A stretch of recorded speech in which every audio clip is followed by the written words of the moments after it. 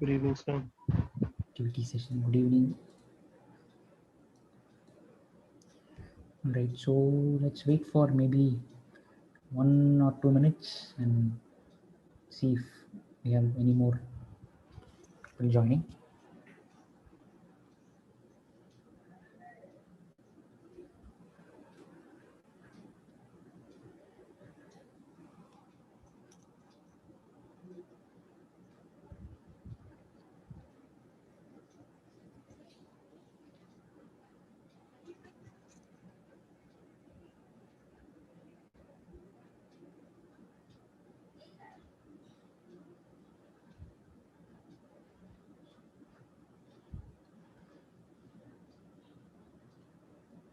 Okay, so yeah, I think we can get started then.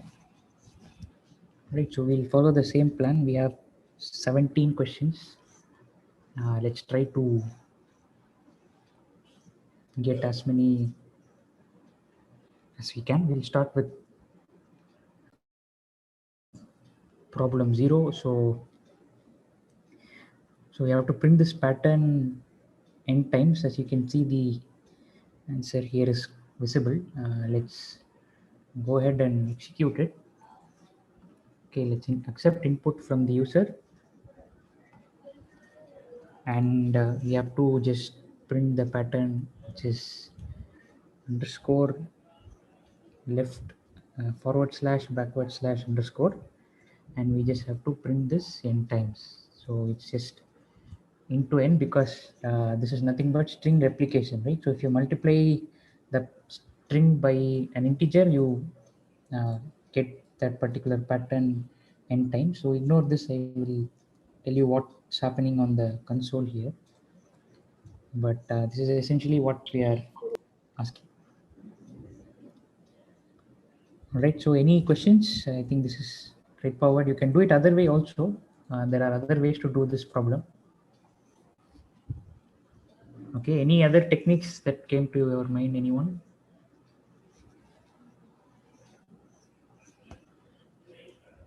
So for instance, you can use a loop, right? You can use a for loop for I in range of n. You just go ahead and print the pattern. Only thing you have to make sure is you don't add a new line at the end. So you just have to make sure that the end argument is uh, the empty string, right? And just to make sure that this orange color prompt comes to the next line, we'll just add an extra print statement at the end. Okay, so that's the same thing. There are two different ways of solving this. Maybe there are other ways also, but for this problem, we will just use this method. Okay, so next is consider the line y equal to x. So what I will do is, I hope I don't want to show the answer right away. I just have this here.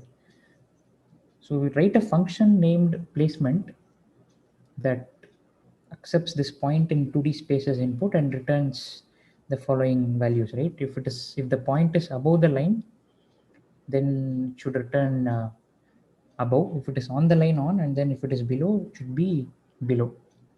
All right, so let's maybe, it's easy, but let's just plot it just to get a visual feel. Y equal to x, right? So the point could be any 2D point, right? P comma q. So what happens is all those points for which p equal to q are going to fall on the line, right? So for example, this is what is this, 2 comma 2, right? So that's going to be on the line. 3 comma 3 likewise is going to be on the line. 4 comma 4 is on the line. So let's just go ahead and write that first condition.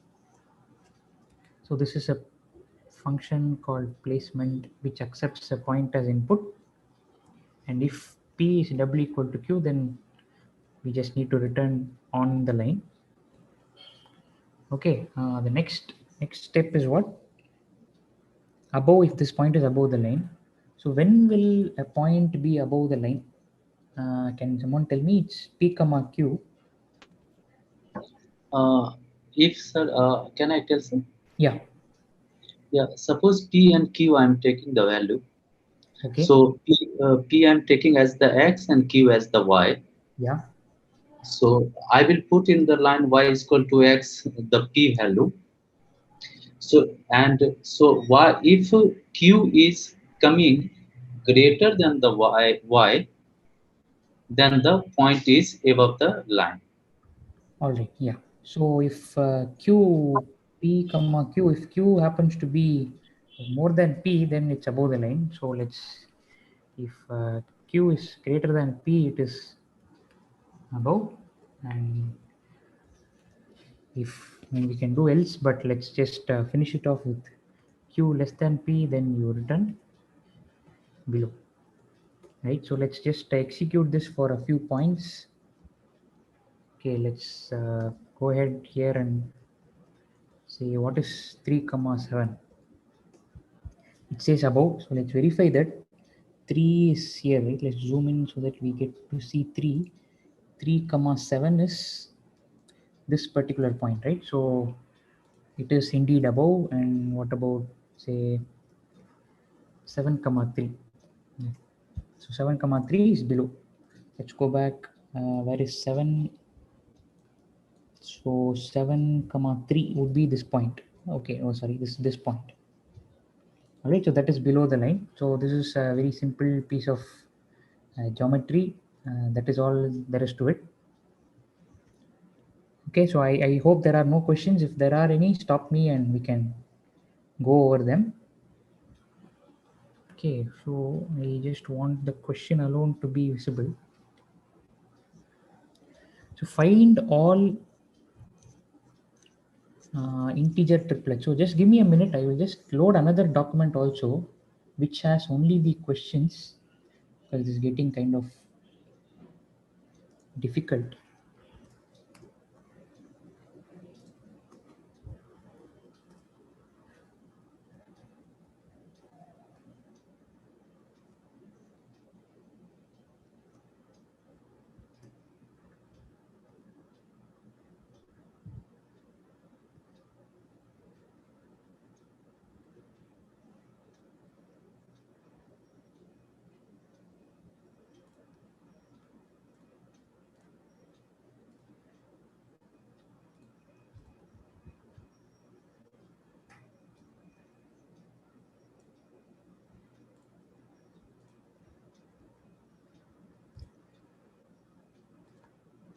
Just a second.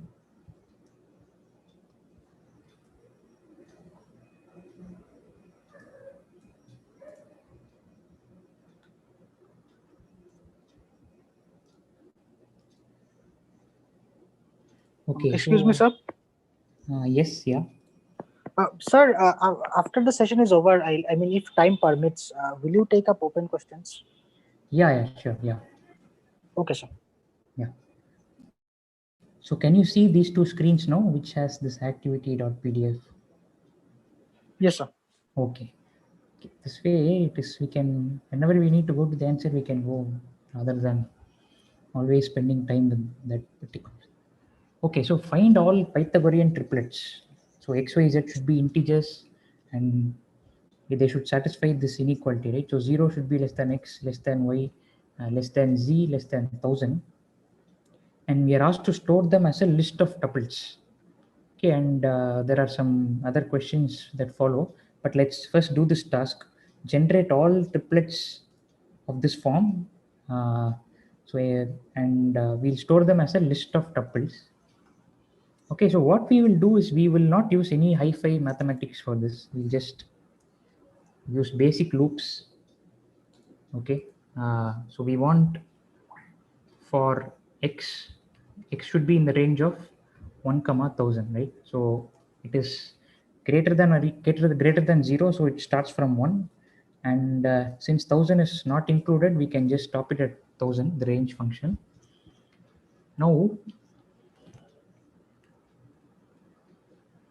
I will just add this. We can make modifications later.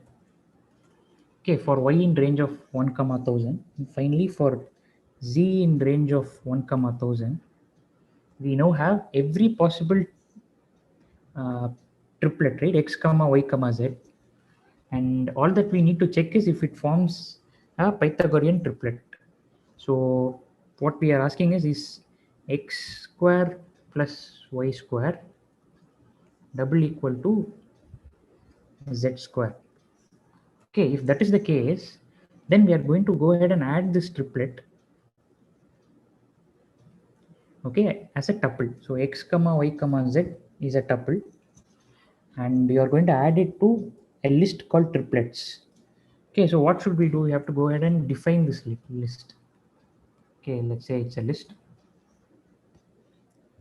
All right, so there are certain problems with this code which will become apparent in a while. Let's just run it and see if we get anywhere. Okay, notice that I have clicked the run button, but it's going to take time. And if we are not careful, we'll have to wait for another half an hour. Okay, it will just keep on running and nothing will happen. You won't know where you are in the loop. So the reason is this loop is going to go over 999 entries. So let's not, for ease of comparison, let's just say it's going to iterate over 1000 values. For each of these 1000 values, we have another 1000 values, and for each of those 1000 values, we have another 1000. So the result is 1 billion times. You'll have to, I mean, overall, I'm saying there are like 1 billion such triplets which will be generated, and for each of these 1 billion, the poor system has to check if it's a Pythagorean triplet. Okay, so let's stop it. Because we don't know where we are going. Excuse me, sir. Yeah. Sir, is it possible to do for x comma y comma z in range 1 to 1000? Is that possible? X comma, can you come again? Like x comma. Sir, like instead of having nested loops like this, is it possible if we write x comma y comma z in range 1 to 1000? That would that would not work, right? Because the range 1 to 1000 will, you can only use one loop variable to iterate over that range. Okay. All right. Okay, sir. So we'll look at ways to make this more efficient, again without using math anywhere. So there is a library called TQDM in Python. Okay, don't worry what it is called. It's not a built-in library. It's some external library. You don't need to worry about the specifics. I just see what this does. Okay, I have written this line. You don't need to know what this line is. Even I don't know what exactly it does. I am just copying this from some Google link, and I am adding this. Okay, so let's run this and see what happens. So something very nice is happening here, right? So what it does is, when you add this tqdm command and enclose this range function, it gives you the step that you are in, right? In which iteration of this for loop you are in. So for example, you are in the, out of the 999 iterations, you have completed 12, right? So you are basically done 1% of the total number of iterations. That is the power of this TQDM library. Okay, so it's giving you some more information. If you notice here, it tells you how many seconds it takes for one iteration. Okay, so it's taking nearly 2 seconds for one iteration.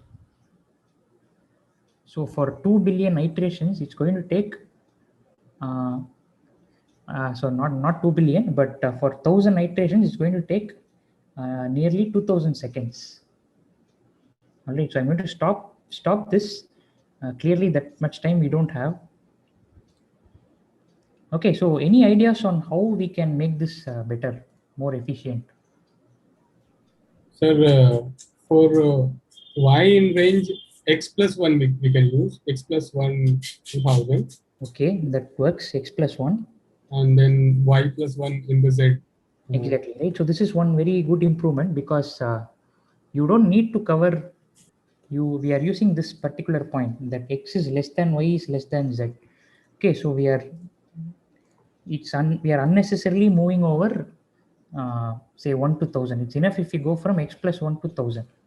Okay, so that is a good improvement. Let's see if it goes any faster. Okay, sometimes this happens. It starts coming on separate lines.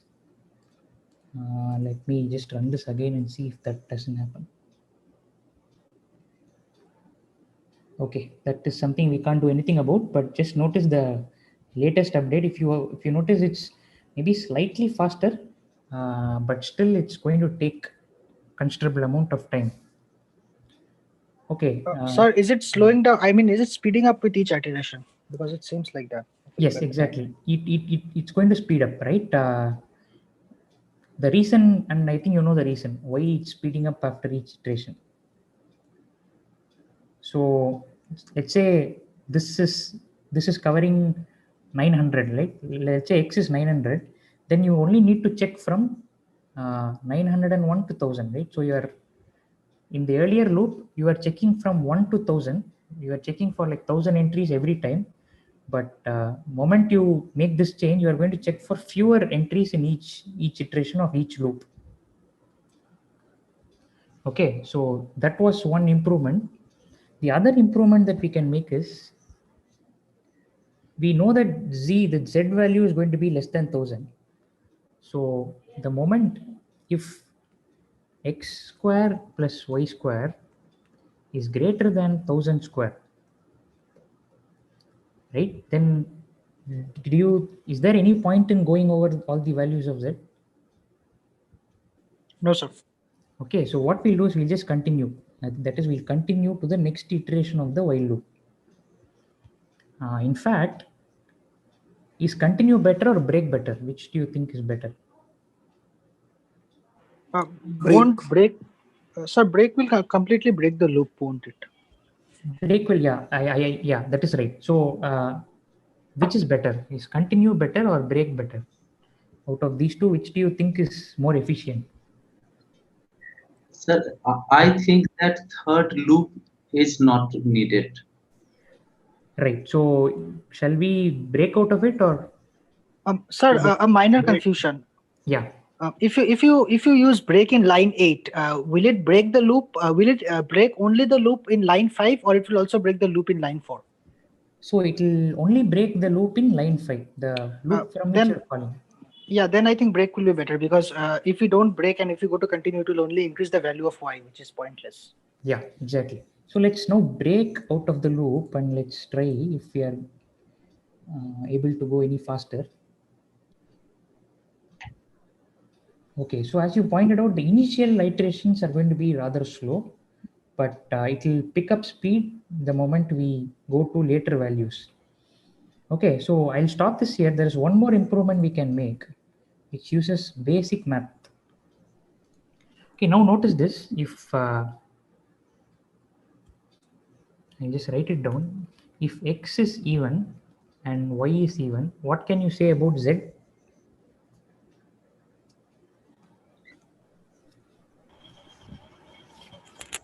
Z should also be even. Right, so z should also be even. Okay, it's becoming bigger, so then z should be even. Okay, so this is one observation. Likewise, we can go over all cases, right? If x is even and y is odd, then z should be whatever. If x is odd and y is even, I'll let you people finish this. Okay, so can you just complete this? If x is even and y is odd, then z should be what? Any? Be both answer? cases, I think, sir. Odd. Okay. Odd, sir. Odd, and then Even. Even. Right? So what we will do is, once we know the value of x and y, we know that z can't be certain value. So in two cases, we know that z can't be even, and in two cases, we know that z can't be odd. So we'll go ahead and try to change the step size, right? So we'll just try to change the step size. The step size will be 2, right? You can skip odd numbers or even numbers. So I'll just demonstrate this here. So list of range of, say if we start from 2 and we want to go over all even numbers till 50, right? This is how we do it, right? So 10 comma 50 comma 2, right? So this is going over all even numbers. If we want to go in all odd numbers, what do? We just change the start value, okay, and we go over all odd numbers in this range. So here, if we want to do that, we need to figure out what this first value should be. All right, so there is a function I have written for this. I'll share. I'll just use that just to save time. Okay, this is the function. So you are going to get the start value of x and y. If x is even and y is even, then you start from y plus 2, because there is no point starting from y, because y is less than z. Therefore, you start from y plus 2. Okay, so if x is even and y is odd, that is this case, then z should be odd, right? So what happens here? Again, you start from y plus 2. And for the other two cases, you start from y plus 1. Okay, so are there any doubts here? Is anyone not clear about how this function is implemented? Yes, sir. So, the start value we're implementing. I mean, the start value belongs to which variable? Yeah, so the start value is from where this particular z value will start. So I want to replace start here, and I want to go in steps of 2. Okay, so Okay, so that function get start which you have written, this is for the start value of z. Yeah, so get start will be, if I pass x comma y, then from what value should z start? Okay, so can you show that function again, please? Yeah.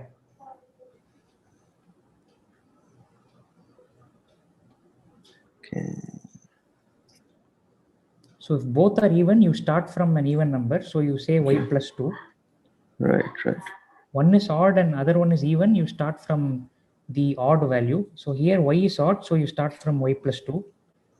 Here y is even, so you start from y plus 1. Here again y is odd, so you start from y plus 1. Understood, sir. Okay. Thank you, sir.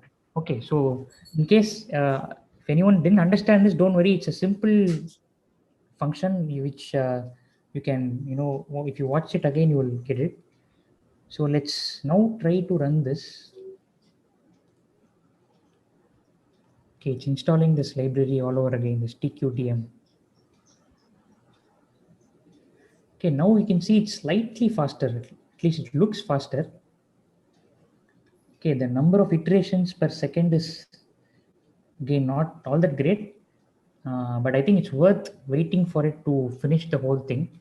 You will see how it scales. I just want you all to see how it scales suddenly. Right, notice that it's picking up speed. It has now moved to 2 iterations per second.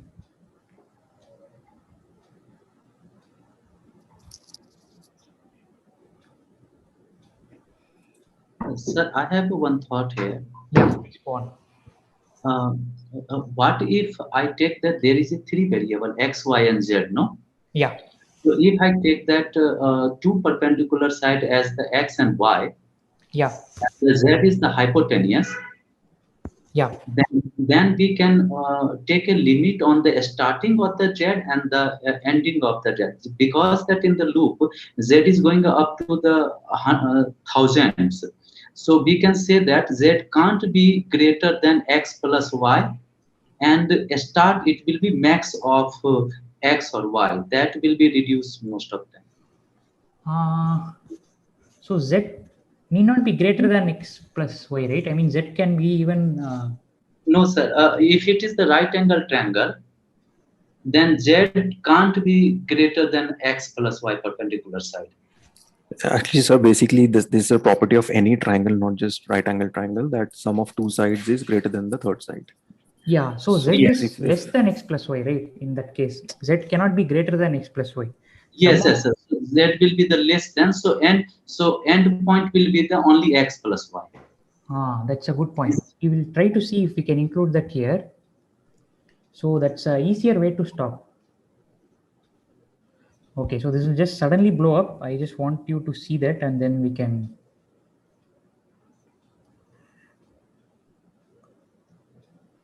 Sir, is there any defined point at which it will start to blow up, as you say? I don't know. So I haven't checked for that, but it happens. Yeah, maybe some around 600 something. It just blows up because. Yeah. Yeah. Anyway, so we were discussing that maybe that particular improvement alone. Let's try and see if it makes it even more faster. So if using the triangle inequality as pointed out, if z is okay, but so I have to. You're saying I can start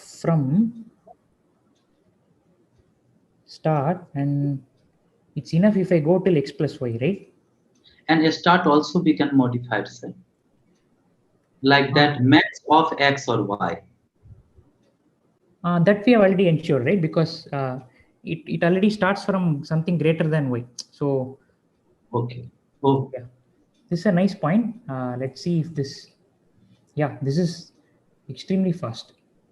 This is a very good point, man. This is a okay. beautiful point. So wow, this is cool. And one thing also I thought right now, sir. Yeah. And we can do also one thing. We don't even need the third loop. If I say that x square plus y square under a square root, if it is integer, then it will be the valid. Otherwise, no need. No. That is even more interesting. We'll look at that. So let's finish this. Sir, will this blow up as well, like the previous example? Yeah, this should also blow up. Apparently, at because we have not changed anything, right? We have restricted the limit, the bound. So this Yes, probably. I'm not able to use this in Google Colab. Will it be there? Can we use this? Yeah, I mean, this should work. This particular code should work. Okay. Sir, can it be done in one step that from 1 to 100 it goes in just second? Yeah. Can you tell me how it should be done? I don't know. I'm also thinking if any code is possible, like.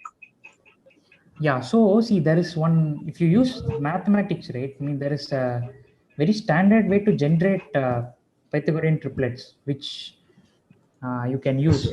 I have avoided that because that won't illustrate the use of loops.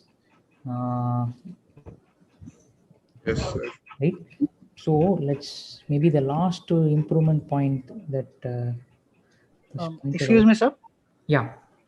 Sir, as I noticed in the last example, the iteration suddenly stopped. Like it blows up at 701, Right. 699 or 701, Right. and then it goes directly to 1000. Yeah. Any specific reason for that, sir? So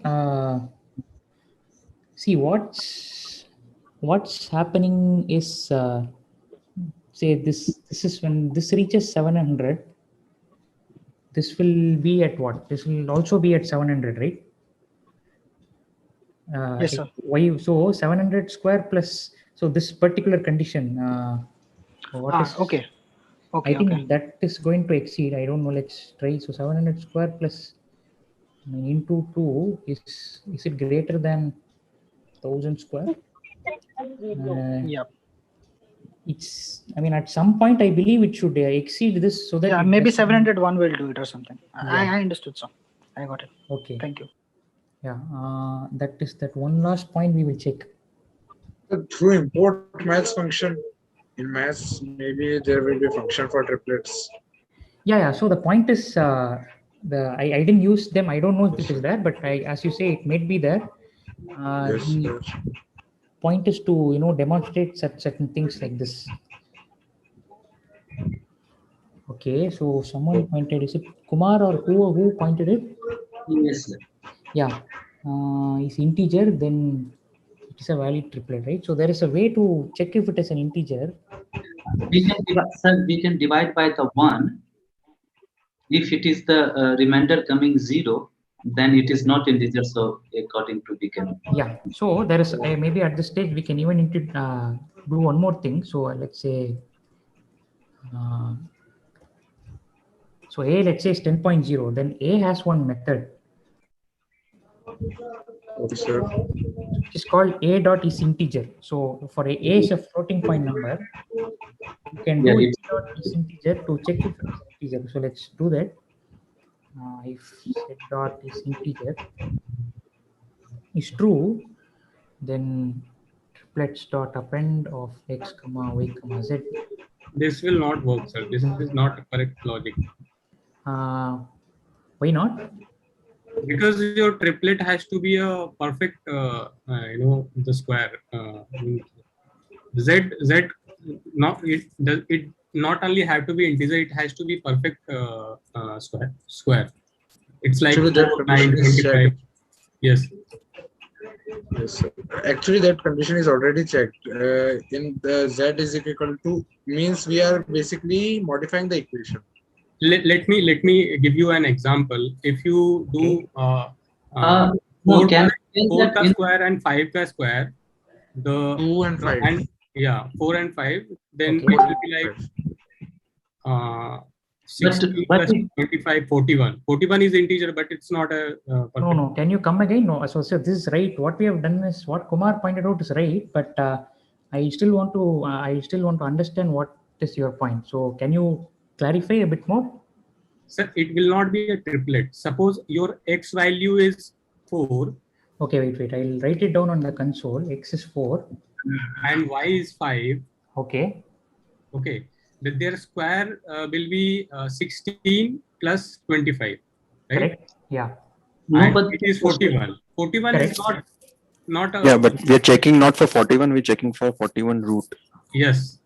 Yeah. No, so that is question is all integral side is there written in question. No. It has to be a triplet, Pythagorean triplet. No, Sir, it has to. See, wait. What Kumar told is right, and I'll just clarify. So what we are doing here is 4 square plus 5 square. The square root of that, is that an integer? That is what we are checking. We are not checking if you are, so see 4 comma 5 comma root 41 is also a Pythagorean triplet. That is also right, but root 41 is not an integer. A square root of 41 should be the integer, sir. Correct, which it is not, right? So this is not an integer Pythagorean triplet. That's all. Yes, that's question is all sides should be integral. The question is about all integer Pythagorean triplets. Yes, that's why. All right. So is it clear now? I don't think so, sir, because a Pythagorean triplet should be like 3, 4, 5. Like 3 ka square plus 4 ka square is equal to 5 ka square. Correct. Yeah. So if your first triplet will be that, so 3, 4, 5. It's just that it won't be 5. It should not be 5.0. So we can make it int of z. So that will solve that problem. But whatever we compute this way will be a triplet. I can be like absolutely sure of that. Sir, can you print the value? Yeah. So maybe not all. I'll print the first few for you to be convinced. So we have all the triplets here: 3, 4, 5, 5, 12, 13, 7, 24, 25. Okay, so just go back and look at this code. It will be clear to you. Okay, sir. Yeah. So Kumar, this is a very good piece of code. So let's go back to the question. And are there how many triplets are there? So to find that, we just need to do length of triplets. So it's 878. Are there any triplets that satisfy the following condition? So z minus y w, so is w equal to 1. Is that true for anyone? So let's what we'll do is we'll just print all such triplets. if z minus y double equal to 1, I'm just going to print them. Print x comma y comma z. Let's see how it works. Okay, I'm sorry for the output. Let's get rid of all these. So can you explain me why we put z is equals to x raised to 2 plus y raised to 2 the whole raised to 0.5? Yeah, so yeah, the easier way is to use. Okay, but so this will be equal to x raised to 2 plus y raised to 2 equals to z raised to 2, right? Exactly, that's the reason. Yeah. Okay. You got it right? Okay. So Yeah. we are taking square root and we are checking if it is an integer. Yeah, so these are the triplets which satisfy this particular value. So there are quite a few of them. Excuse me, sir. Yeah. Sir, can you explain why the last value z that is coming out to a floating point, unless specified otherwise? Yeah, so this star exponentiation operator, the two operands are integers and float, right? So the operand on the left is integer and the operand on the right is float. Oh, okay. So that turns out to be float. Yeah. Okay. Thank you, sir. Thank you. Yeah. All right. So we have spent a lot of time on problem 2, but I think it was worth it. Some very good answers from you all. So let's move on. Write a function that computes the sum of the first n terms of the series. We are asked to give two different implementations. Okay, so let's first go ahead and do the iterative thing. So let's give it the name. So this is the geometric series. So just okay, can others please mute? I'm hearing some extra noise. Thank you. So geometric iterative n terms in the series. So what do we mean by n terms? We want basically 2 power 0 plus 2 power 1, so on till 2 power n minus 1, right? So that is n terms. The reason this is n terms is because we are counting from 0 and going up to n minus 1. Okay, so how will we do this? Let's see. We'll start with a variable called sum equal to 0 and we'll go from I in range 0 to n. Okay, this will naturally give us 0 to n minus 1. All we have to do is add 2 power I to it. Finally, we have to return the sum. Okay, let's just run it and try it out on say 5. So 2 power 0 is 1 plus 2 plus 4 plus 8 plus 16. Right? Yeah, so we seem to be getting the correct answer. Next, we'll do the recursive part. So geometric series, we have to sum it recursively. Again, n. All right, so here what we have to do is, we'll just take the same thing, but the nice thing about recursion is we can reuse the previous terms. So let me just break this down into 2 power n minus 2. Okay, so this whole thing will be the sum of the first n minus 1 terms of the series. So I need to return, let me keep it geometric just so that I don't need to type a lot of things. Geometric of n minus 1, that will be this part. Okay, and you just need to add the most recent term of the series, which is 2 power n minus 1. Okay, so is this step clear? So shouldn't it be 2 power n minus? Okay, yeah, okay. Okay, right. We'll try it out. If there are some errors, we'll fix it. Okay, what should be the base case If n is something, we have to do something. N If equal n to is 0. 0, we'll get 1. Okay, but I am summing n terms in the series, right? So, okay, let's try that first. If n equal to 0, what do you say? Return 1. All right, let's try it. I am a bit doubtful, but let's geometric is the recursive one, right? Again, for 5, we should get 31. We seem to be getting 32. Can somebody point the bug here?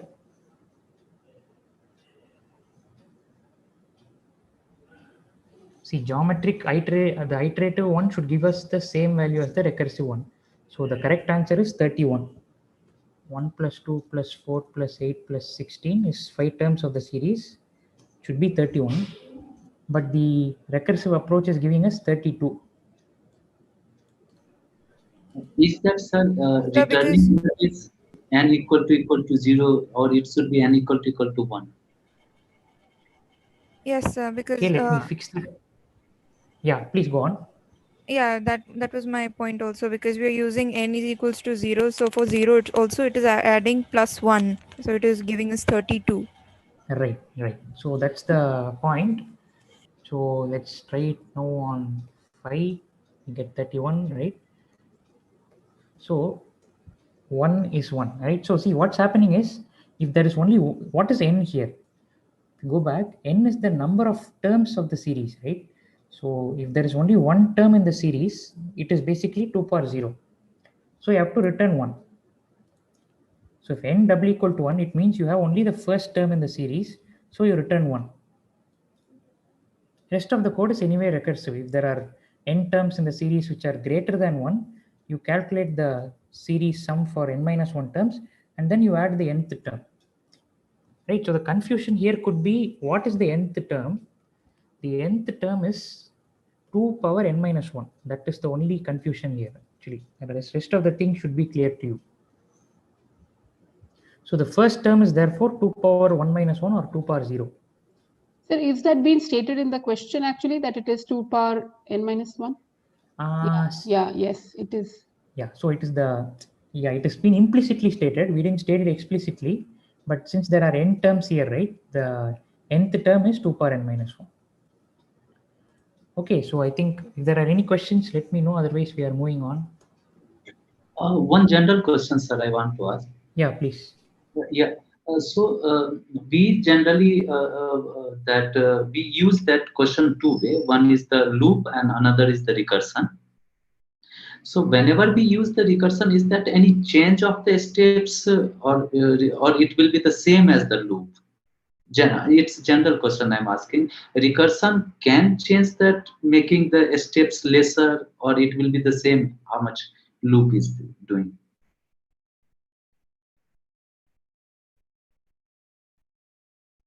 Hello, sir. Oh, sorry, I was talking on mute. So the fundamental nature of recursion is you internally, Python and many other languages maintains this thing called stack, function stack. Okay. So every time you call geometric of n, it will keep adding the respective functions, suspended functions to that stack. So internally it's different. Okay, but for as far as this problem is concerned, right, Yes. there is very little to separate the two. However, there's one important catch. If we try to execute this for large values of n, let's say 10,000 terms in the series, yes, geometric iter will work perfectly. Let's just make sure. So the recursive part will throw a recursion error. Okay, because you have tried to make 10,000 calls to the function itself. So whereas the standard Python is 1,000. In the lecture, sir was telling 999 was that it's by default limit. Exactly, yeah. So if you exceed that, you are going to get an error. Okay. So we can increase the recursion limit here if you want to go higher, right? Yeah, we can do that. But so yeah, you are right. But in this problem, the idea of the question is to get you familiarized with recursion. But a recursive solution for this is not really a good idea. See, it's something as simple as this. You should not be using recursion at all, right? But why this recursive implementation is asked is just to give you an idea that it's more for practice, right? For example, sum of a list. Why would you use recursion? Usually, you don't think of recursive solutions, right? But that's for a demonstration purpose only. Actually, I wanted to know, sir, that because if I know that when the recursive is the more useful, no, then I can use that in the practical problem. Where should I use recursive or where should I use that loop? If I have idea, which one is going to take more time? That's why. Right, yeah. So sometimes the issue is not about time. It is about ease of coding. So recursive solutions can be very easy to code, and the corresponding iterative implementations might take from the coding point of view, might be very clumsy. Okay, so but it's difficult to. I mean, it comes with practice when to use what. Okay, so the adjacency matrix I will skip for now, since anyway we haven't done graphs that much in this particular course. I will go ahead and discuss all the recursive things. Okay, it's a very nice question. I have reused this question from one of the documents out in the open by Cornell. So what we have to do is we have to multiply two numbers, a and b, positive integers, but we are not supposed to use the star symbol anywhere. Okay, this is like the typical question to get us used to recursion. Okay, I'll just write the basic outline and then I'll let you people fill it. So a and b are two numbers. Finally, you should return a into b, but we can't use the star symbol. Okay, so can anyone give me ideas to do this? We can add a repeatedly b times in the loop or in the recursion. Exactly, yeah. So let's add a repeatedly b times. So before that, let me just add a comment so that it becomes, the idea becomes clear. So what is 5 into 3? 5 into 3 is nothing but adding 5 3 times, right? Or it's also the same as adding 3 5 times. 1 2 3 4 5, right? So let's take the first case as it was pointed out by Neeraj, I think. So 5 into 3 is adding 5 3 times, right? So which is the same as okay, let's just try to write a recursive code for this. Okay, 5 comma 3, let's think about it that way. So I'll just go ahead and write the recursive call and you tell me if it is okay. So I have to multiply what? No, multiply a into b minus 1. b minus 1. b minus 1. And I have to add what? A or b? A. Okay, so I'm adding a once. So I have added 1, so I'm subtracting it from b. And I'm saying multiply a b minus 1 times.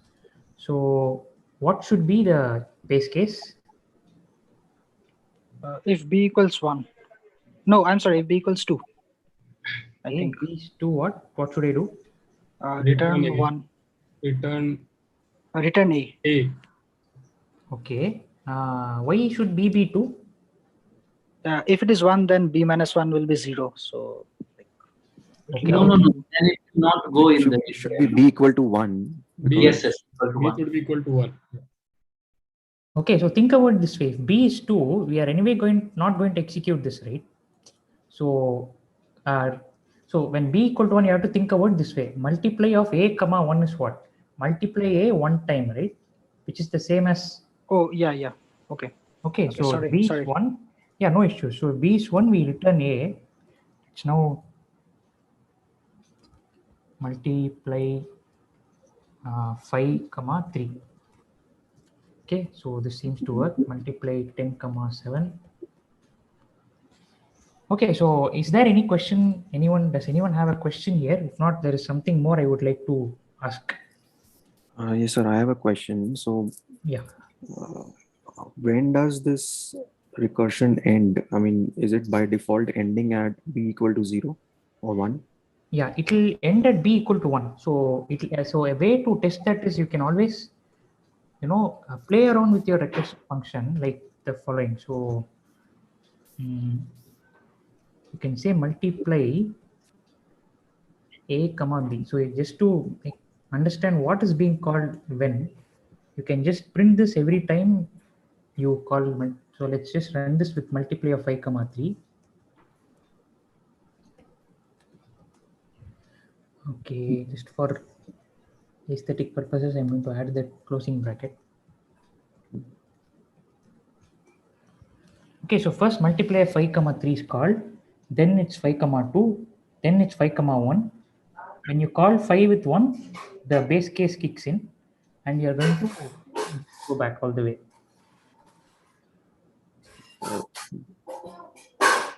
Okay, Sir, so B can't exceed the recursion limit, correct? Yeah, so that was the question which I wanted to ask. Yeah, so B can't exceed the recursion limit.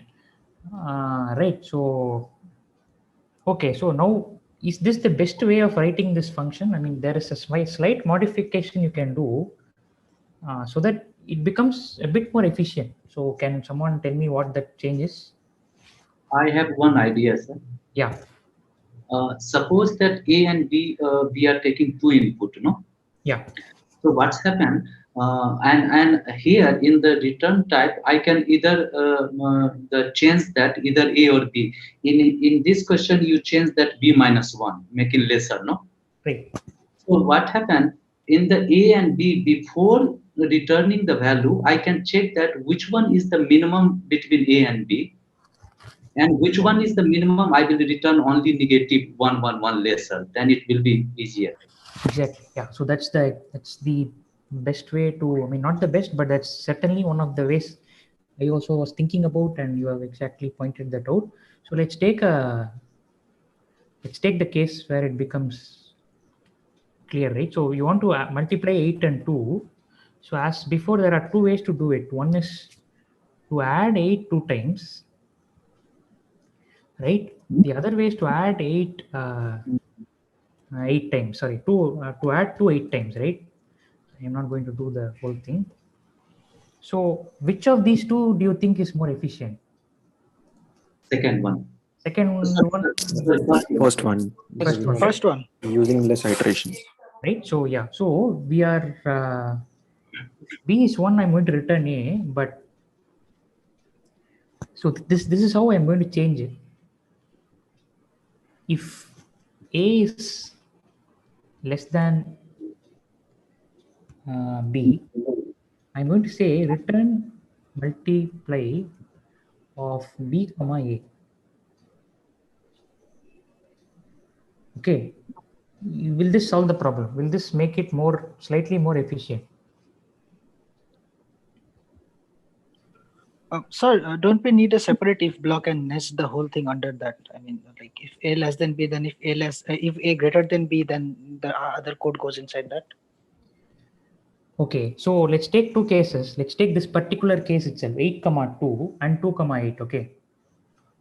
So for now, just think about multiply of 2 comma 8.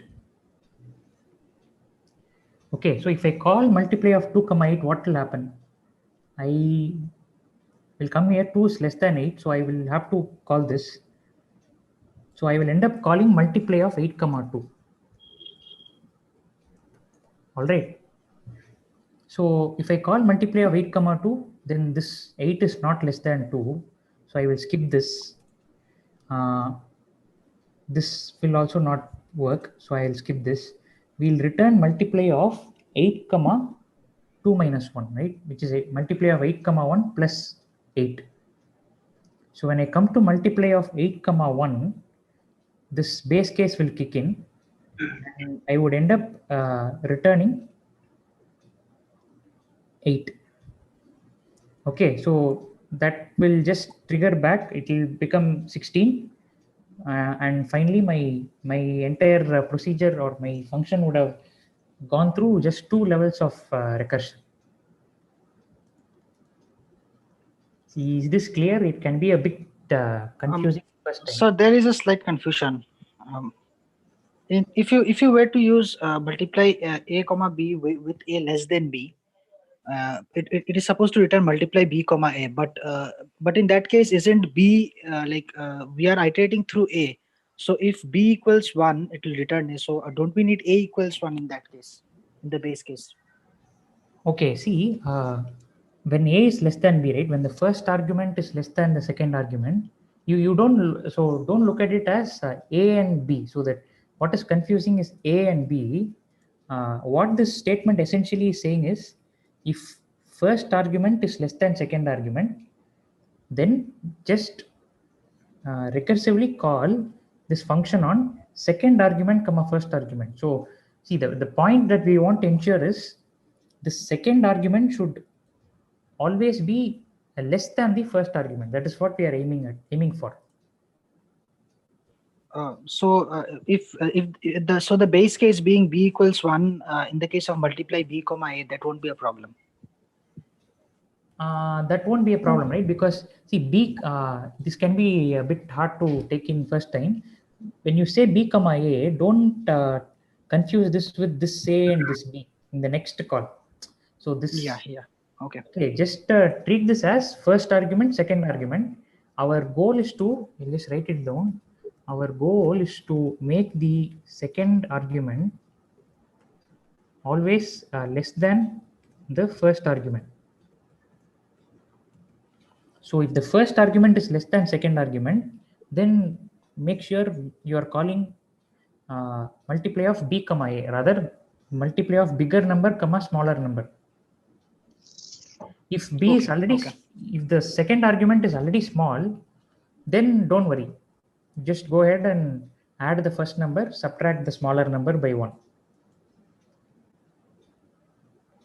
Got it, sir. I think ultimate logic is there to change the variable only once. So that means line 10 and 11 only execute throughout the function only one times, no? Yeah, exactly. So it will work only in the first recursive call. So for example, yeah, so maybe I'll just yeah, that's a good point. Let's print it.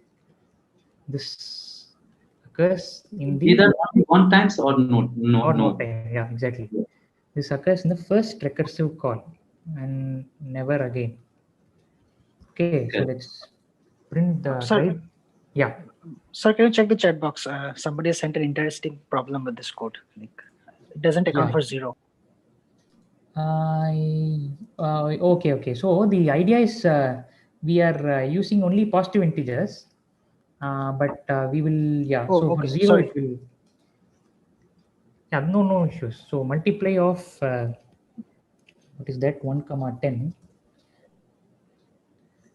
Okay, so this first call comes only once, this first recursive call. Whereas if you are multiplying 10 and 1, you don't have any need for this. Okay, is this clear to others, everyone? Yes, sir. Thank you. Sir, I have a query. Yeah. So just query on how recursion works here. So line 15, there is a return where iteratively the return is adding the previous value, right? But for the last value, it's the line 14 which is returning the last value. So how does recursion add line 14's result to line 15's result? Okay, so see, this is happening at multiple levels. Okay, so there are several function calls happening. Let's take a smaller. I will ignore this because it's not too important. Okay, I'm going to say a recursion counter, and I'm going to increase this recursion counter every time I call the function recursively. Okay, so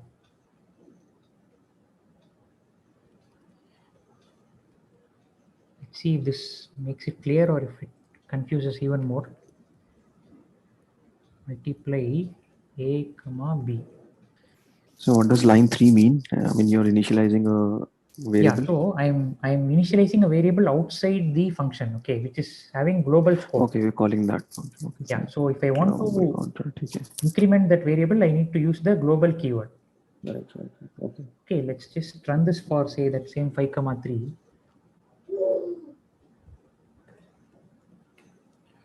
Okay, let's okay, it's going to print, but ignore what it prints. So what is happening here is in the first call, this is the first call that I made here. Multiply of 5,3 is going to go ahead, and it is going to skip the base case because it's not satisfied, and then it's going to call multiply of 5,2. Okay, now you must understand that multiply of 5,3 has not disappeared. It has been suspended. Okay, so multiply of 5,3. Think about 3 separate instances of this particular function being called. Okay, so there are now 3 separate instances, all of which are kind of in a suspended state. They are not yet completed. So multiply of 5,3 is still running when you call multiply of 5,2. So only when multiply of 5,2 completes its duty, only then this particular line will resume execution. So multiply of 5,2 will return 10, at which point another 5 will be added, and that will be returned as 15. Till multiply of 5,2 gets completed, this will remain open or suspended. Okay, and this goes on all the way. So when will multiply of 5,2 get completed? Only when this fellow returns the value 5.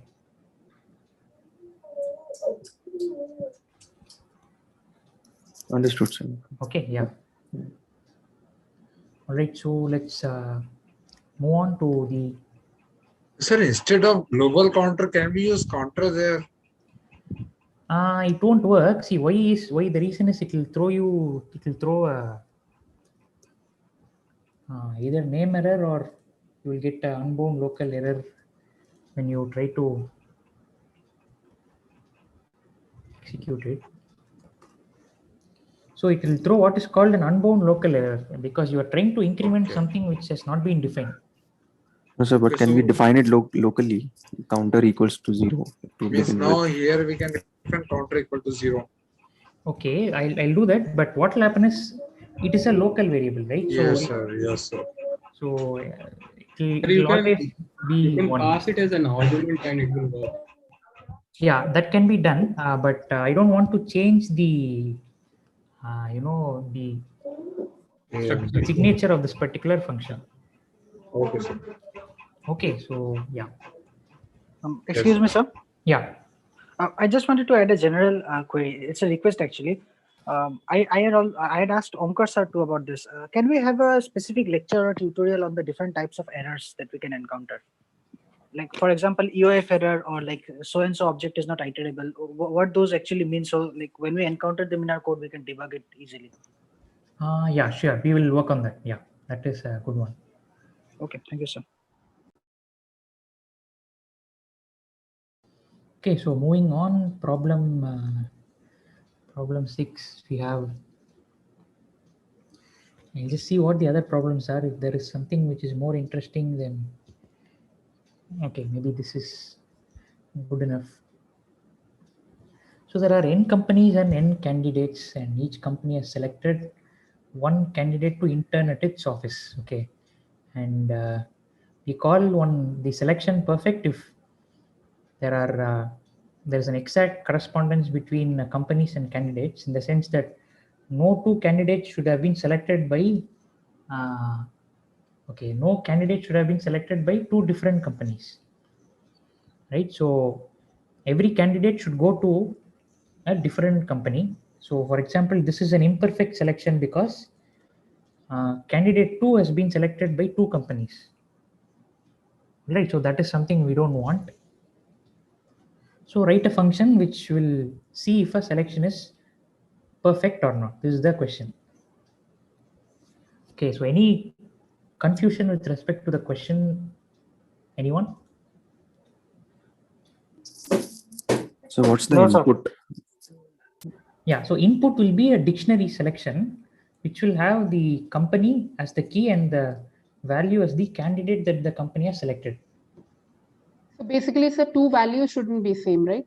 Exactly, yeah. Two values shouldn't be same. Okay, so the solution boils down to that. But sir, there will be one question there in question. Yeah. Can you go to the question? But selection is here on the one type is there. It is also possible company 1 selected candidate 1, company 2 candidate 2, and 3. There will be more combination on the selection. Sorry, can you repeat the point? Yeah, the thing is that we have to find that no n equal to 3 it is correct selection or not. Yeah. So correct selection can be possible 6 way here. Not 6 way, but combination. It is more than one way, no? Like the company 1 here in that question, candidate 3 selected. Okay, you're saying 3 factorial ways, right? In which you can get a dictionary. Yeah, as company 1 can select 1 or 2 also. Yeah. So in the problem, the dictionary is already given, right? Yeah, dictionary is already given. Okay, so we do not have to write the code for selection. We only have to check. Exactly. Or n is given. No, Kumar. So this dictionary itself is given. So you have to accept the dictionary as input. Oh, no problem. Okay, that's a far more interesting problem, but maybe some other time. So we have to write is perfect. What is the function name? Okay, we'll say it is perfect. Is the selection perfect? Okay, so as it was pointed out, we have to check if the values are all unique in some sense. So there's one very quick solution, which is one line. So return. So you get all the values of this dictionary, and you turn it into a set. Okay, this will remove all the duplicates. Okay, the length of the set will be the number of elements that are present. So these are the number of candidates now. Is it the same as the value n? Okay, I will write a more simpler solution, but this is a one-line solution. Is this? Does anyone have any issues with this? I'll get back to this, but for now I'll write the base. We'll start with the simpler one. That is, I should have done that. So let's push this out of the way for now. Okay, so selection for company, candidate in selection.items. Okay, this will give me every company and the candidate this company has selected. What we will do is we will keep track of the candidates CN, let's say CNDS, or what name can we give? Let's just see. Okay, I will keep track of the candidates in a set collection. I will simply add this candidate to the set. Okay, so now the value of n is nothing but the number of keys in the dictionary. That is nothing but length of selection. And we are asking the question, is n double equal to length of the set C? If yes, we are returning true. else false. Okay, is this clear? Do you think this is right? Do you have any issues with this piece of code?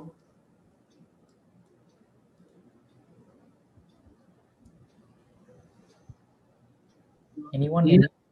Here, one thing I can also do, sir. Yeah. If I can do after the line 5 c dot add candidate, no. Yeah.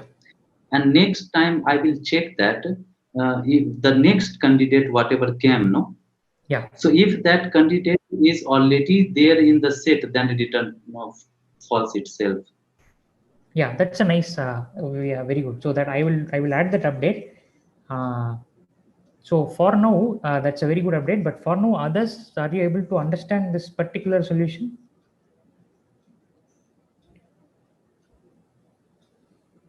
Or is there any problem with this solution?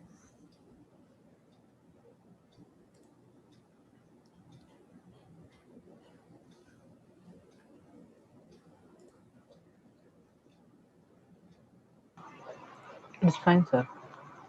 It's yeah. Okay. All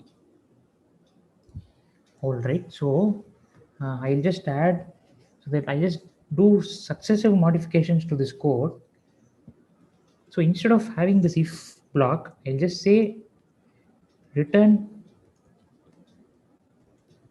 Okay, so this is one modification. All right. The second is to completely get away with this variable and say return length of selection is equal to length of the set. This is another way to make the code shorter. The other way is, as Kumar pointed out, if the candidate is already in the set C, then you return false, right? In fact, yeah. If not, what we'll do? Do we need to? If not, let me know if this works. Is it enough if I add return true and get rid of line 10? Will that work? Or do I need to have this 10th line also? No, sir. Return true will work. Yes, yes. Return true will work, right? So if I am having this, then it's simple return true will work. What else? The other way is to get rid of all this and come up with that simpler solution. Not simpler, very cryptic solution, which is to get hold of all the values of this dictionary. Okay, convert them into a set. So now we'll have the set of candidates, right? So we just calculate how many such candidates are there. So this is nothing but the number of unique candidates. Is this equal to the number of companies? If it is equal, if this is true, then we just return this Boolean variable. Now, do you think this will work? Yes, sir. Okay, so let's probably just, what we'll do is instead of, let's just to be sure, we'll check this. Which question is this? This is, okay, we'll run this. Selection is this. Sorry. I'm going to do print is perfect. Done it. Okay, so this is true. Let's now change it to this. This is false, right? So let's now try different order of candidates. That shouldn't matter, but just to be sure. This is still false. What if we change this to 2? This is 2. Okay, so does anyone have any doubt here? Because this dictionary thingy might have this dictionary dot values. This might be new if you haven't done it before. If you want, I can spend some time and go over how that works.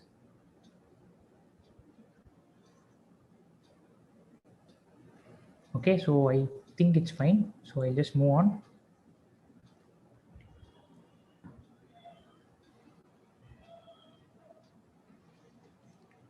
Okay, this is another question. Shall we do this or shall we do something else?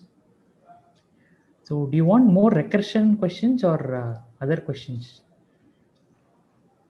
Recursion questions. Okay, then maybe what we'll do is we'll try to finish all the recursion questions. Okay, so this is very similar to the multiplication question. So you have to write a recursive function to find the remainder when A is divided by B. Okay, you can use only plus or minus, and naturally this, okay, I should have added percentage, but I somehow missed that. You are not allowed to use the percentage symbol of all possible symbols. I missed that. Okay, so you actually need to find A percentage B recursively, right? So remainder A comma B, let's use the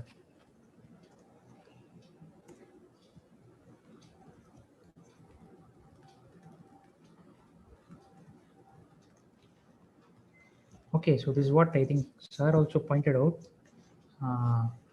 Why does this help? So it kind of helps you understand what this function is doing. Okay, so all right, let's get started. So how do you find the remainder when A is divided by B? Can someone give me ideas? Subtract it. Repeated subtraction. Subtract. All right, so repeated subtraction. Let's take an example to help us write the code. Is using integer division allowed, like the double forward slash? No, that is not allowed. So we have to use only plus or minus again. Okay, so let's try to find the remainder when 8 is divided by 3. How will we do this? We will do minus 3. Sir, here 8 should always be greater than, A should always be greater than B, right? That will be the base case, I believe. Okay, so it can be anyone. Yeah, there is no, it is not binding that A should be greater than B. It should work. Ideally, it should work for both. That is what we have to stipulate. But let's see. I also haven't thought about that. If let's take A greater than B, just to be, it's easy on our minds for now. Okay, so 8 minus 3, 5. Next step, 5 minus 3 will give me 2. And the next step, what I will do is, if I do 2 minus 3, I will go down. I'll go below 0. And since 2 is less than the dividend, the divisor, which is 3, I can stop, right? Okay, so let's try to write the recursive case. So I'm subtracting A minus B, right? So I'm going to pass A minus B.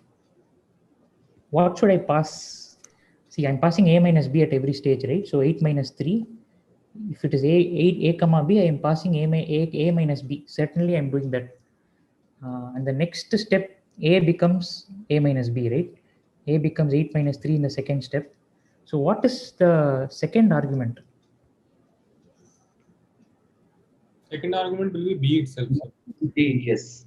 Okay, let's try this. The base case will be when A is less than B. No, sorry. B is less. A is less than B, then return A. Okay, if A is less than B, I'm returning A. Okay, I'll try this. We will see if it works. Yes, it will. I think my replit is trying to load.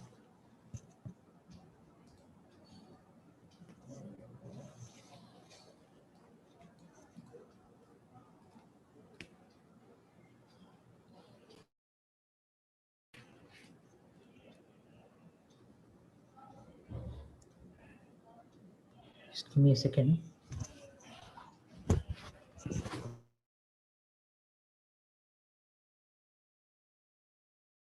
Yeah, sorry. So remainder of, okay, so that seems to work. Let's try a few more cases. Remainder of 3, 8, which is as expected. 3% 8 is 3. Remainder of 17, 5 should be 2. Okay, so generally I think it seems to work. I think there will be a problem when there is zero remainder, I believe. Okay, yeah, let's try that. There should be a 10, 5. Oh, okay, it seems to work. Let's all yeah, that's good to test and see. It's always safer to fail than to succeed sometimes, because if we always keep succeeding, right, that failure might be lurking somewhere which we don't know. Since we have succeeded so far, we have to be very cautious if we have actually done the right thing. So let's go ahead and see why this works. Any other test cases you want to try out?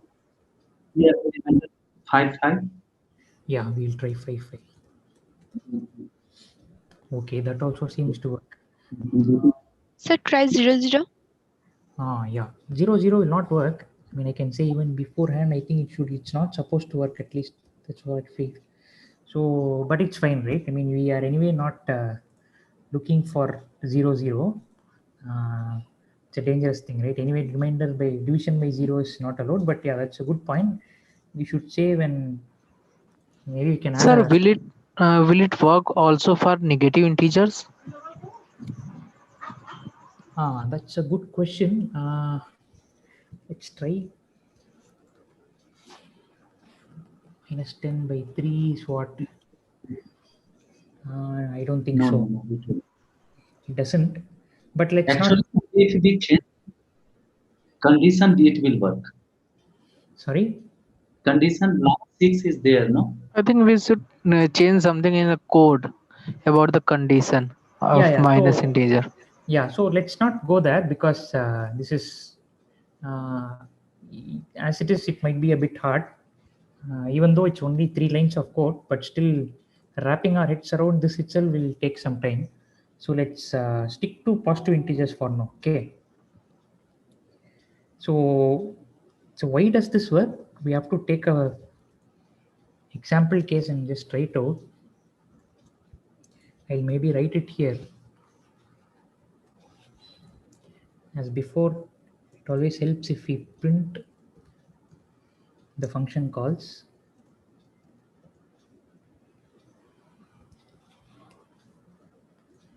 So remainder, let's take 8, 3. Okay, so we keep chipping away from the first number. Okay, that is something we have to always note.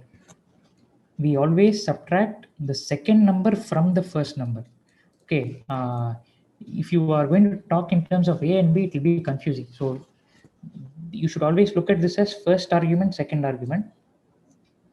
And the recursive call is retaining the second argument. That's how we have to read this, right?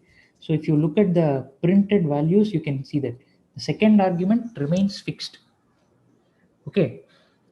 What is happening to the first argument? It keeps going down by some multiple of the second argument. So 8 becomes 8 minus 3 into 1, 8 minus 3 into 2, and so on. When does it stop? Moment the first argument becomes less than the second argument, it's stopping. And that is exactly the definition of remainder, right? You keep subtracting until a point you go just below the divisor or the number you are dividing by, and that is what is the base case here. If first argument is less than the second argument, that means you have reached your remainder, and you just return the first argument.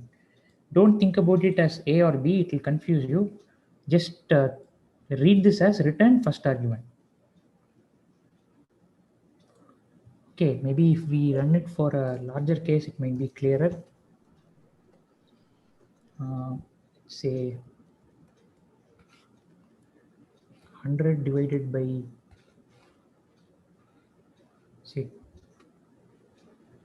30.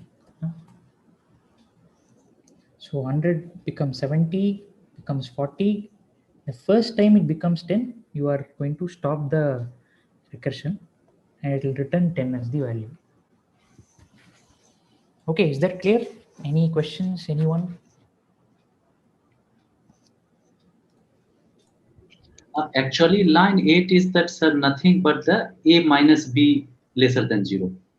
If also can think like that. Yeah, you can also think about it like that, yeah.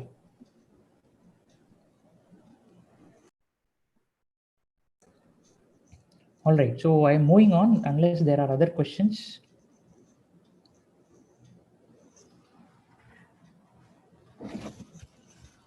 Okay, let's see if there are any other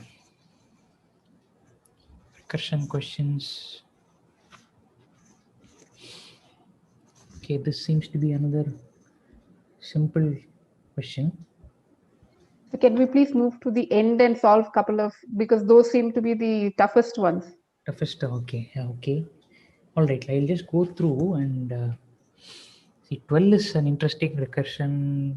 This is also recursion. We'll skip graphs, binomial and polynomial. So if you remember, we did this in CT. So I will certainly do this. But before that, we'll also finish this. This also we did it in CT. In one of the assignments, we did how to recursively find the unique elements in a list. Okay, so we'll do this now. Find the unique elements in a list. So what we'll do is we'll first do this first principles approach using lists and loops. Okay, so for each element in L, what I am going to do is I'm just going to add it to an output list. If the element is not present in the output list, I'm going to add it. Okay, if the element is already present in the output list, then I don't want to burden the list by adding duplicates. So I'm just going to do nothing. And finally, I'll return out L. Okay, so any problems with this code? Invalid syntax. Okay. Okay, no, it's valid syntax. So let's just try it for again. So this is something that I want you all to catch.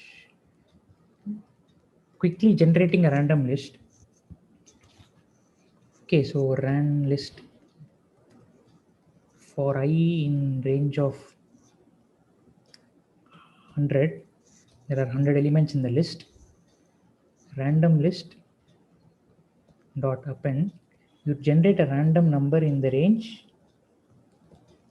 say 0, 10, okay, or 0, 9. That way you'll have several duplicates.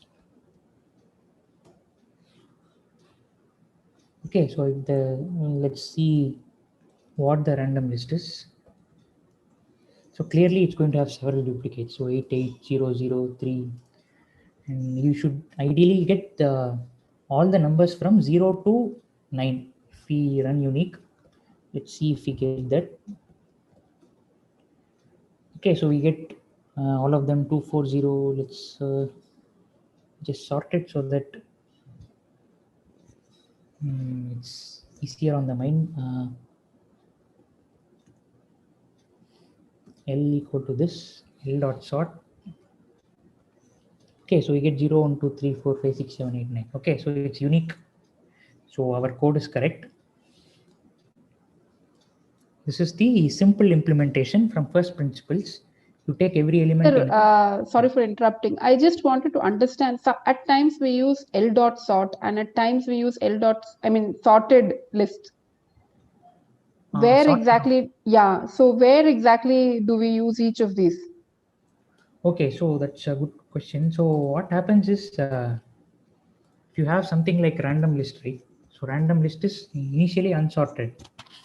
So there are two things you have to consider. Are you okay with disturbing this list? So if I do random list dot sort, it will sort in place, meaning it will modify random list itself. So if you See, random list, this particular list itself is sorted.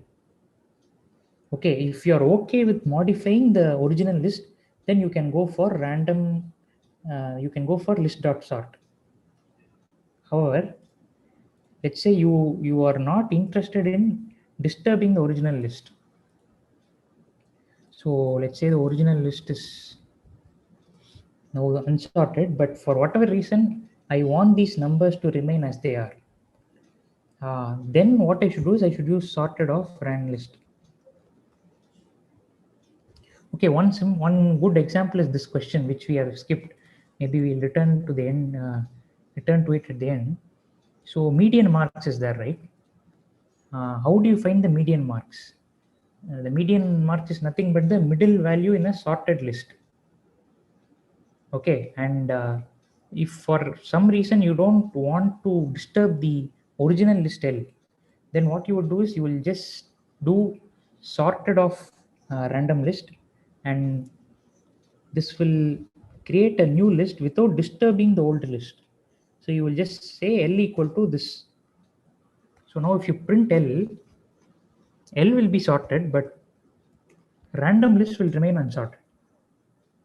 So previously you did L is equal to rand list, is it? And then you sorted L. Is that what you had done in the beginning? Okay, so I just... I mean, I'm just thinking what are the differences between the first syntax that you used and this one? Yeah. So I'll just change the... So I'm hoping that this is clear. I will remove this. So you have... instead of calling a random list, I will just say original list and... Okay, so this is the original list, and there are two cases. Don't disturb. Okay, this is the first case. I don't want the original list to be disturbed, in which case what I will do is I'll say new list is sorted of original list. Okay, in this case what will happen is original list will not be disturbed. It will sort the contents of original list and return a new list without disturbing the original list. Okay, the second condition is don't mind disturbing. In this case, what you can do is you can just say, okay, you can just call what is called a sort method. Okay, so here sort is a method of list object. That is how we call it. Here, sorted is a built-in function. Technically, that's the difference between the two. Okay, anything that you do dot with, right? So this is also a function, but the right terminology is to call it a method of a list, whereas sorted is a built-in function. Okay, got it, sir. Yeah, thank you. All right. Yeah. So as a aside, so sorted can even be called on tuples. So if you take 0, 3, 1, 2, and if you do sorted of A, that will return a list of sorted, it will return a sorted list, but taking all the contents of the tuple. So it's a far more versatile method than so sorted is a built-in function, sort is a method. So that method you can't use on a tuple, but the sorted works.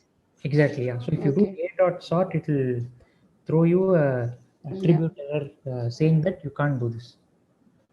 All right. Okay, so that is that, and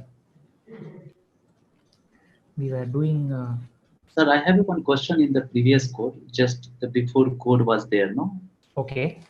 Can you go that code? Same code, same question. The code you removed. Yeah. Yes.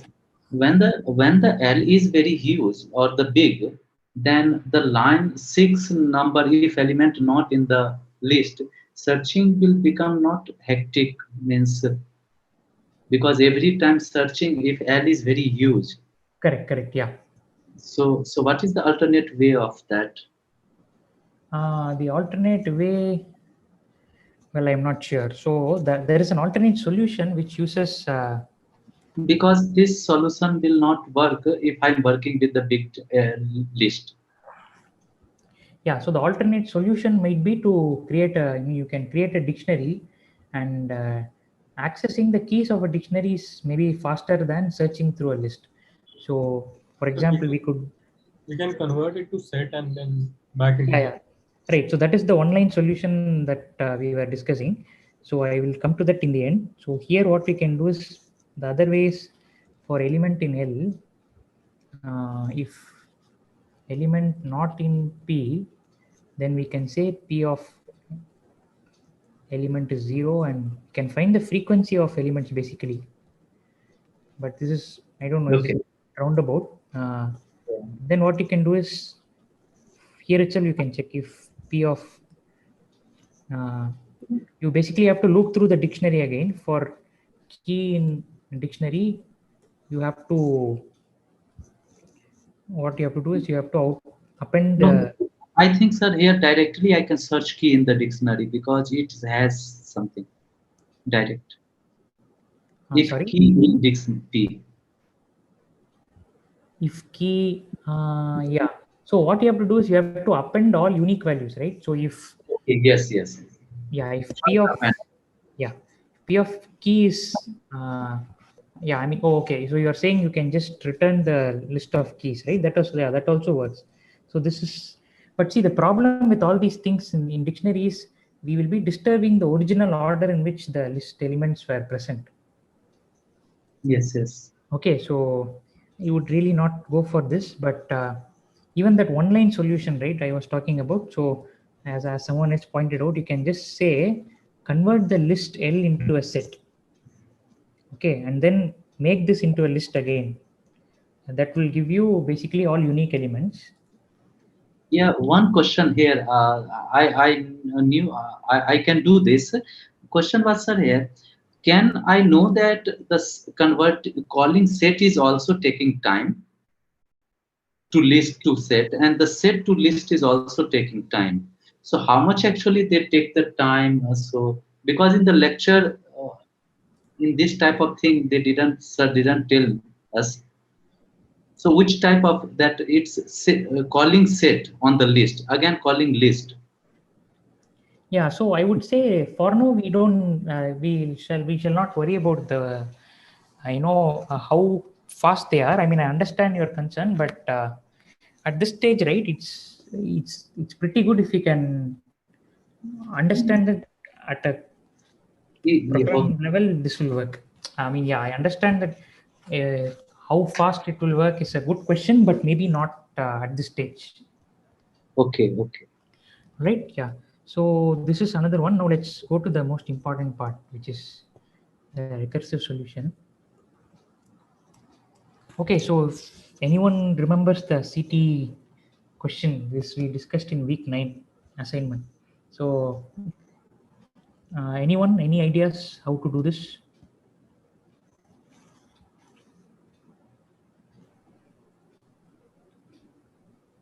Do you remember the question?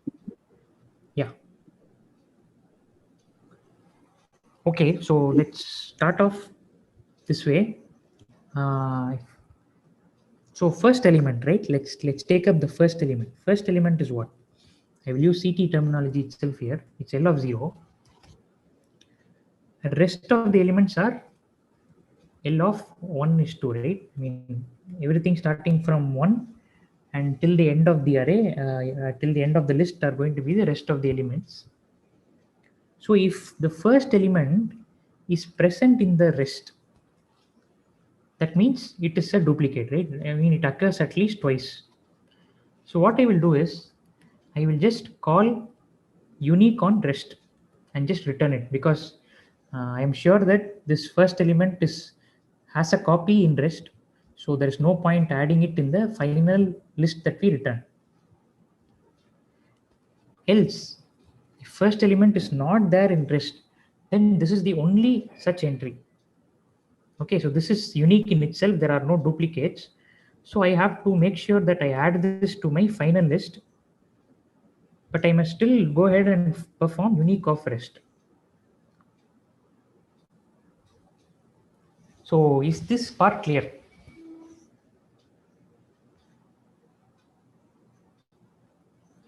Yes, sir. Yes, sir. Okay, so So what will happen when the last element comes in? exactly. So that is where the base case will come in. So what will be the base case? That will clarify your question. So if there is only one element, if length of the list is double equal to 1, then what do we have to do? Return L, sir. Exactly, right? So I mean, there is nothing to find. It's already unique. The list is itself, the singleton list is unique. So you have to return L. Okay, let's maybe run this and see if it works. Unique of. So let's print rand list. Okay, it's all over the place. So unique of. Okay, so okay, sorted. Let's sort it. So I'm sorting it only because it makes it checking the solution becomes easier. So 0 to 9. Okay, so it works correctly. Let's try unique of 1. That is anyway going to work. How about unique of 1 comma 1?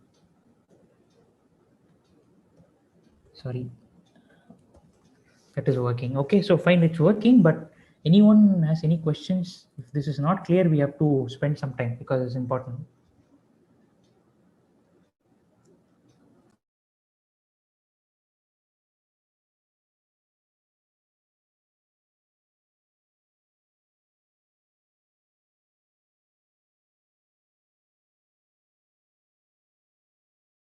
So the rest of L of 1, 2, that is again a list, right? Yeah, this is again a list. Okay.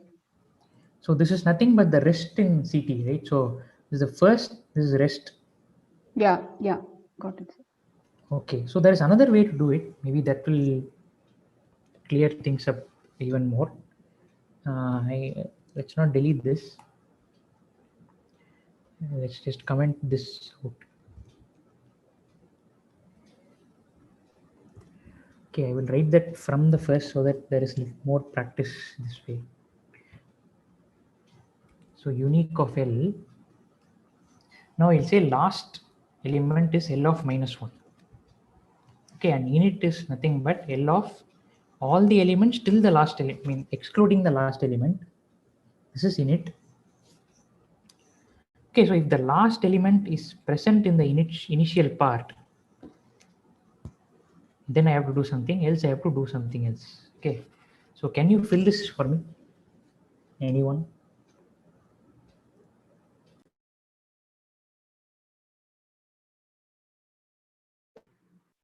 Can you explain again, sir? Yeah, so this is the last element in the list L. Initial elements are everything but for the last element. Okay, L of everything but excluding the last element. That is why I've sliced it this way, excluding the last one.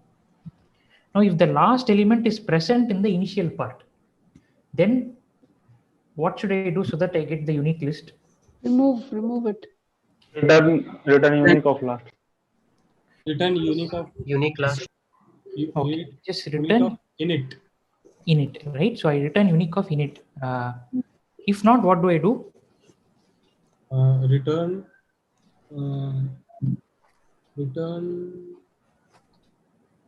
last plus. Okay, that will work. There's no. I'm not saying it's wrong, but it will do something. Unique of int plus. Unique of Correct. int plus last. Correct, right? So this is a good point. So what happens is you pass the list in a certain order, and you want to make sure that you are not jumbling the order too much. So if you were to write this as return of unique of init plus last, you will get the reversed list, but with all elements unique. So let's try both variants. Let's see what happens. Okay, let's pass let the list be. It's too big. Let's call it p equal to 1 1. So 1 1 2 3 3 4, and I'm doing unique of L.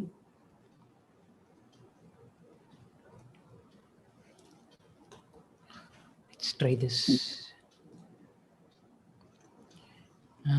Okay, this should be P.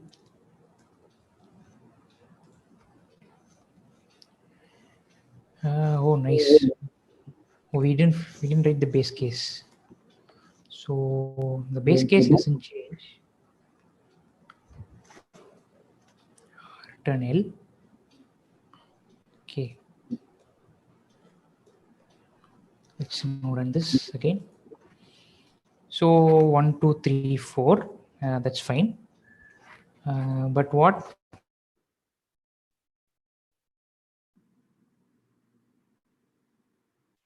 if we, sorry, I've written both these as the hello, can you hear me? Am I still online? Yes, sir.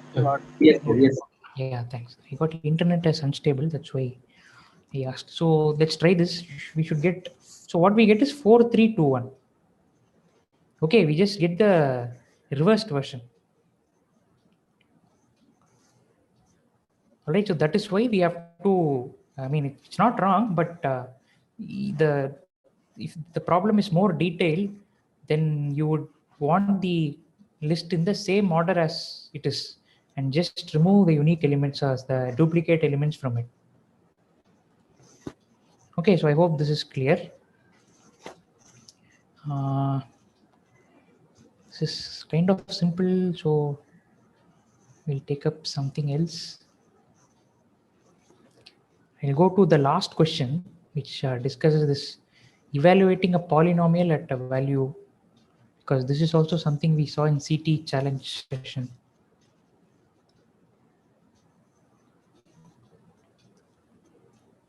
Okay, so let's,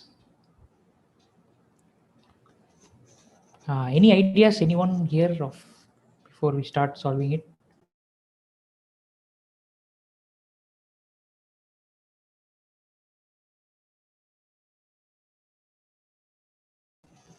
Okay, so maybe I will just, I will not write this down because the kind of the ideas already been explained here. Okay, so where is the, so is the binomial thing? This is the polynomial thing. Okay, so let's take this polynomial. So a0, a1x, a2x square, so on till an x power n. Okay, so what we are going to do is we are just going to take x common. So if we take x common, what do we get? A1 plus a2x plus an x power n minus 1. Now ignore the outside expression and only consider this inner part. Here I again take x common. So what do I get? I get x into a2 plus a3x plus so on. And since I have taken one more x outside, this becomes a n x power n minus 2. Okay, so if I want to find f of x, then what does this say? Add the first term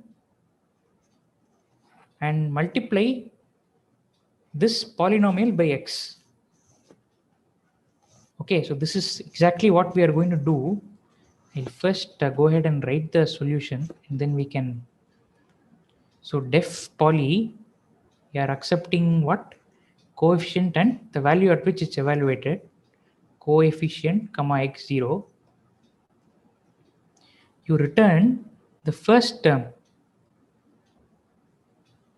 plus first term plus x into the polynomial evaluated on the list starting from 1 to n minus 1.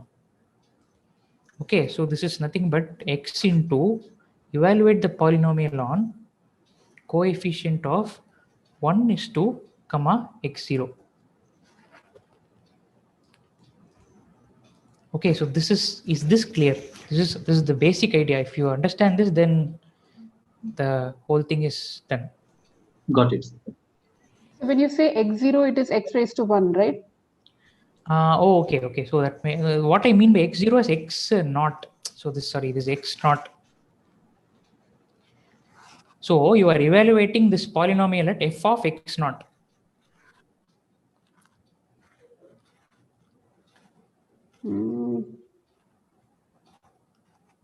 Is that clear? Not very clear, sir. Still a bit confused. What I mean, x naught is basically the just x, right? Yeah. So what I mean is, see, let's say you want to evaluate f of x at x equal to 2. Okay. So x naught is nothing but that value of 2. So you have to evaluate. So when you pass it to the computer, right, you have to say explicitly some numerical value, right? It can't be x. I mean, because it doesn't I understand understand. symbols. Yeah. So that is what we mean by x naught. So if it's confusing, just treat it as f of 2. Okay. Okay. So we want to evaluate.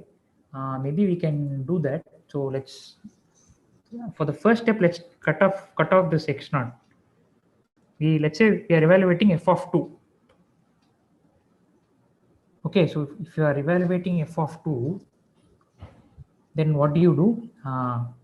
Sorry, so you will do a naught plus a1 into 2 plus a2 into 2 square, right? So you will take 2 common. So you just do a naught plus 2 into polynomial of the rest of the coefficients after ignoring the first coefficient. So that is exactly this. Okay, yeah, got it, sir. It's basically x only. The value of x remains x naught. Yeah, exactly. Fx, yeah. Got it, sir. Okay, so what will... Yeah, yes. Sir, can we make the all the expression in the x form, means which is an undefined form, undefined a variable x? Undefined variable x. Yes. Can you repeat like what you mean? As you mentioned in answer, f of x is equals to a0 plus a1 x. So we have to remain the x which is undefined, and we have to make the whole expression in up to an form. Can we make it in Python or? No, right? Yeah, in Python or in any language for that matter, that won't be possible. Because you are evaluating before the programs. You are evaluating that the our x2 is at a2. So you are just returning the a2 value, na? You are not getting the from the expression value from the expression a2 value. Yeah. So here it's f of 2, but that's why I added x naught. So in general, it will be x0, and this will be x0 into yeah. So this is the general case where x0 can be anything, x naught can be anything, 2, 3, 4, whatever.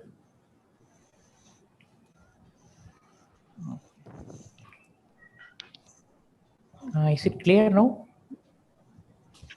Okay, sir. And sir, 15th question also. Sir. Can you solve it?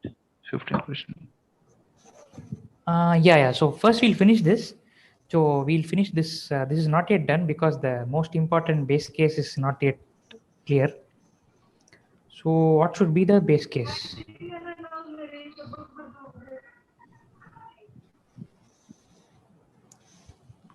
Let's take a simple polynomial 1 plus 2x plus 3x square. This becomes what? 1 plus x into 2 plus 3x, which further becomes 1 plus x into 2 plus 3 into x. So can someone tell me what the base case should be on seeing this? The length of the coefficient should be equal to 1, then we can return the value.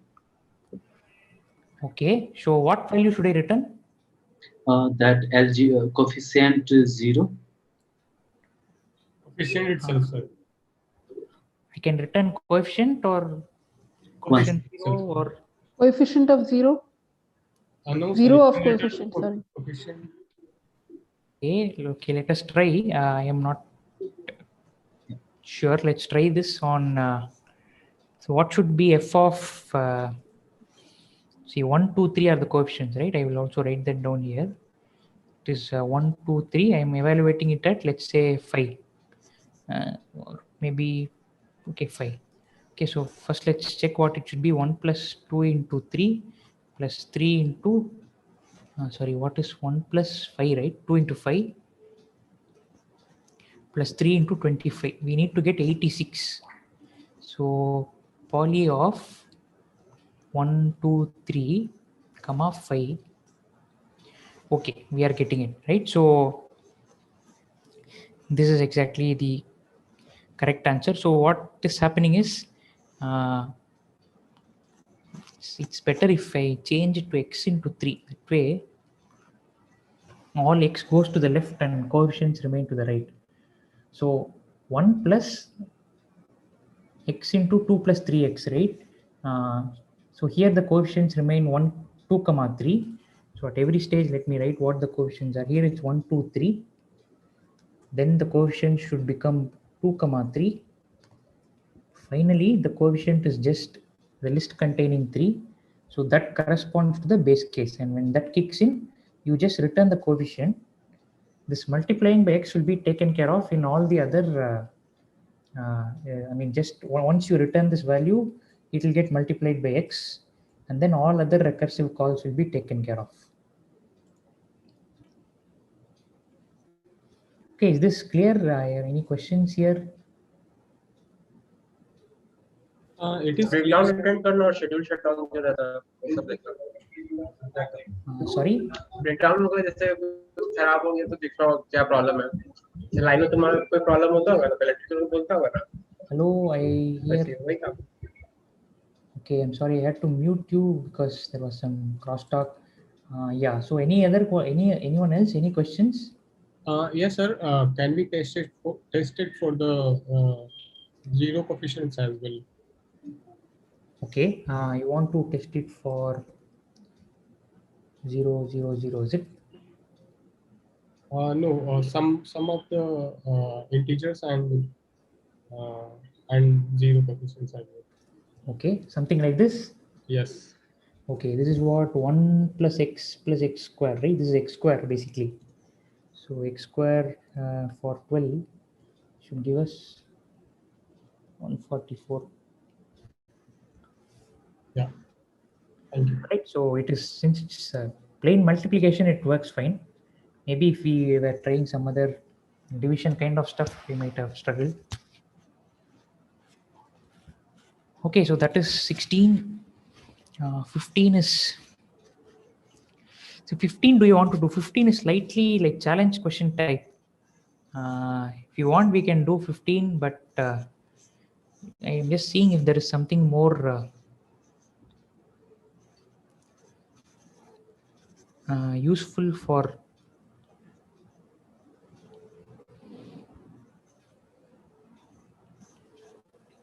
So I'll just quickly discuss some problems. See, this is simple. Class average is something but finding the mean, adding all the values in the list and dividing by the number of elements in the list. So this you can do, all of you can do. Median marks is also simple. You just have to sort the list and then you have to find the middle element. So maybe that alone we can. So that import random we saw, right? Let's just create one random list. There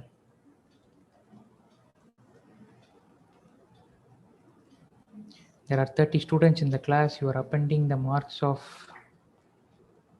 the students who they've got somewhere between 0 and 100. Okay, so this is like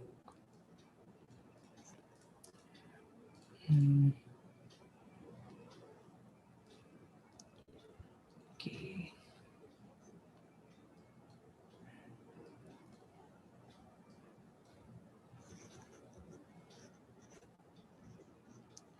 Yeah, so this is like marks of 30 students in the class, and for whatever reason Triplet is failing.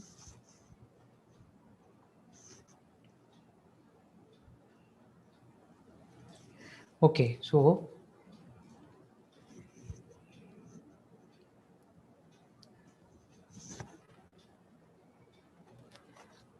come on. Okay, so there's 30 students, right? So what you could do is you could there's shortcut, not shortcut exactly, but you could just sort it using L dot sort. This will do it in place, and now the mid element will be first plus last by 2, right, where first is nothing but L of 0 and last is L of minus 1. Okay, so this will not be exactly the middle element because you have even number of elements. So there is some formula for the median. I'm not getting into that, but L of mid will essentially give you roughly the median. Sir, you have to take the. You do not have to take the element. It's like yeah. based on count. Yeah, sorry. So this should be length of L. So the middle index will be first plus last by 2, and the median value will be L of mid. Okay. The middle element will be 54. If you check, I mean, this is not exactly middle element. So for even number, the even number of elements, the median formula is slightly different. You need to do some 54 plus 55 by 2 or something like that. But let's not get into that kind of details. The basic idea was to sort the list and find the midpoint and print that. Okay, so that is the median. So mode is something that you all are quite familiar with. So you just have to find the frequency of the marks in the list. Okay, so how do we do that? You don't need to sort the list for that. You just maintain a dictionary and you go over each mark in the list L. If the mark is not present in the dictionary, then create a key for it, set it to 0, and then increment the count of mark outside the dictionary. Okay, now you have counted the frequency of mark not in P. Okay, you have now counted the frequency. Let's look at P. Almost everything is 1. There is 199 which comes to 2 times. So how do we find that? One way to do it is just to max mark, or rather let's call it mode and max value. So this is both -1 to begin with. Now you just go through each mark in P. If the frequency of the mark is greater than the maximum value, then you make this the mode and you update the maximum value. Okay, so finally you can print what the mode is. Okay, mode is 4. I don't know what, how can mode be 4? I have made a mistake. San, can someone tell me what the mistake is? Or there is no mistake? No, sir, there is no mistake. 4 is there. Oh, 4. Frequency of 4 is 3. Oh, right. So there is really Yes, some who has scored like 4 marks. Huh? That is the problem when we get this. Yeah, there is 4 is occurring thrice. And that seems to be the mode. Okay. So that is the mode. Anyone, any questions here? This is like a common, it's like a non-trivial question which will come very frequently in not just exams, but throughout your programming life. So any questions here? No, sir. Okay, so this is we have done this. I will leave it to you. I don't want to do that now. This is also, I will leave it to you as an exercise. I think you can do it. Which leaves us with problem 11. So problem 11, most of it is answerable. So it's just a list. Okay, and we are asking the number of matches played, which is nothing but the length of the list. Okay, so most of it you can do. So this also I think I will leave it. All right, this is maybe we can take it up in one of the other sessions. I will just do one last question, which is this GCD of A comma B. Okay, so A and B are two integers, and this is a fact. This is a mathematical fact. So if there is something which divides both A and B, then that number will also divide A minus B. Okay, so that is the first fact. A very related fact is, if this some number divides B and A minus B, then it will also divide A. Okay, so you have to use these two facts and find the greatest common divisor of A and B.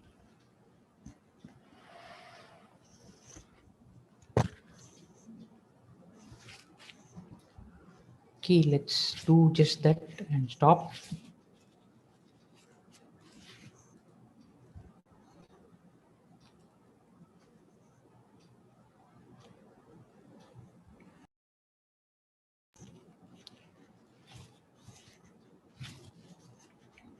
So notice these facts given here. If something divides A and B, it also divides A minus B. Okay, so whatever is my GCD of A and B, it will also be the GCD of A minus B comma B. Do you agree to that?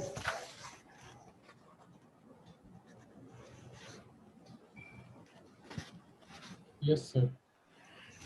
Okay, so I will just say, do this.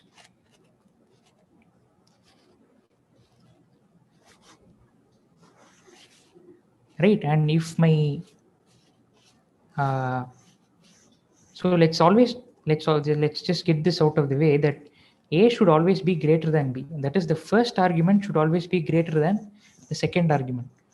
So if the first argument happens to be less than the second argument, just return GCD of second comma first. This will make sure that the first is always greater than second. If you remember, this is what we did in that multiply question.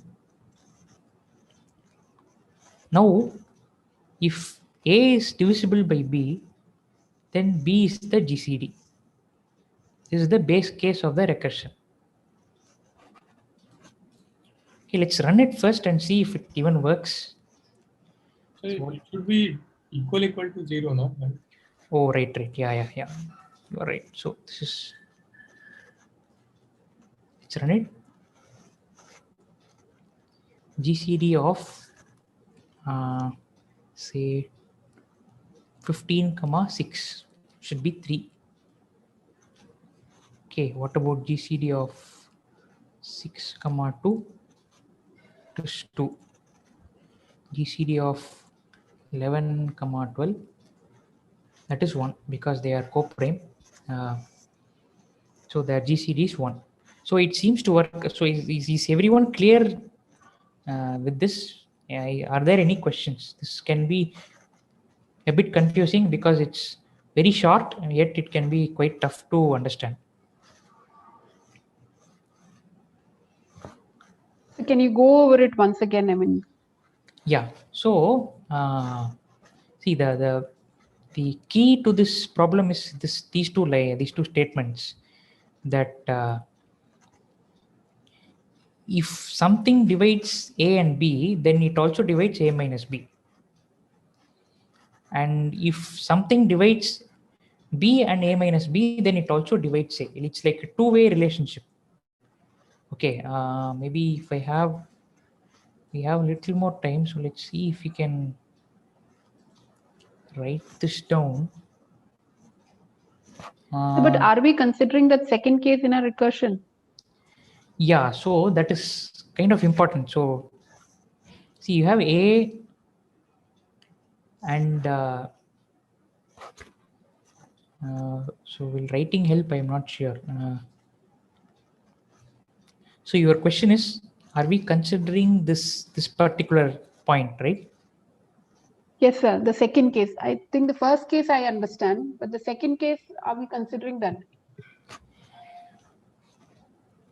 Okay, so see, when calling the recursion, we we are not considering that. So when we are calling the recursive, so when we do the recursive call, if GCD of A and B is something, then the GCD of A minus B comma B will also be the same thing. Okay, that is when we go down in the recursion. But when we come back, the other statement is important. If GCD of A minus B and B is, say, something D, then that is also the GCD of A comma B. So that is an important statement.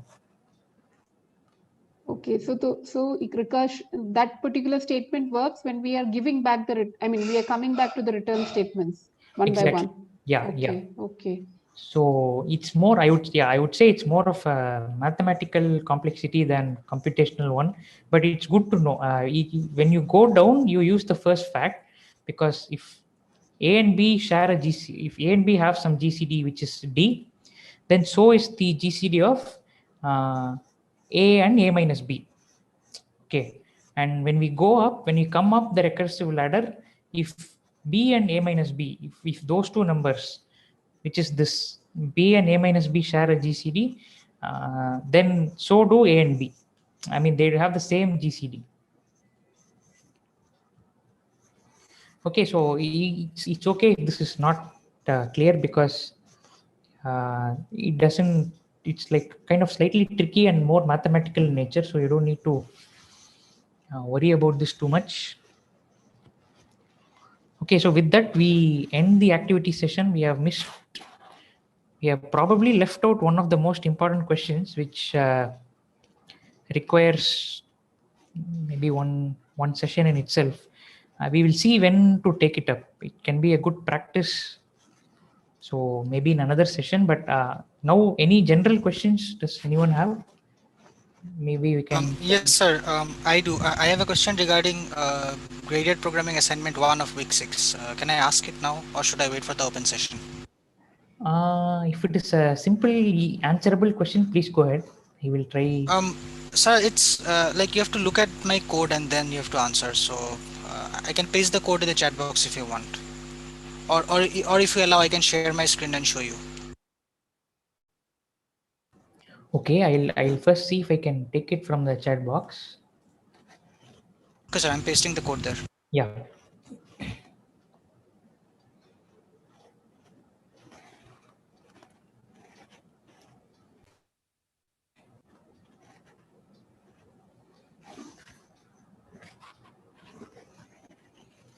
Okay.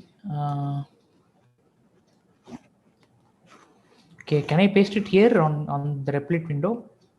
Yes, sir. I gave it in 2 parts because one message was not enough to fit the whole thing. Okay, my only concern is if it will, for whatever reason, it's not retaining the formatting. But what I will do is, this is the list, right? So yes, sir. B equal to for I in X, B dot append. This is outside the loop, or just 1 minute. Sir, it's inside the loop. D is outside the loop, sir. okay. Yeah. For I, then we have an if and else block inside that. Okay. Sir, else will go down after in line 10. There is an else. Where is the else? Okay, else is here. Line 10. Yeah. And then only print D is commented, and after that G is new dictionary in a new line. Okay, G is inside in line the 13. else. Sir, line 13. Print D is the only thing that is commented out. After that, everything else goes into the new line. Okay, okay. From G, yeah. Okay, this is new line for in.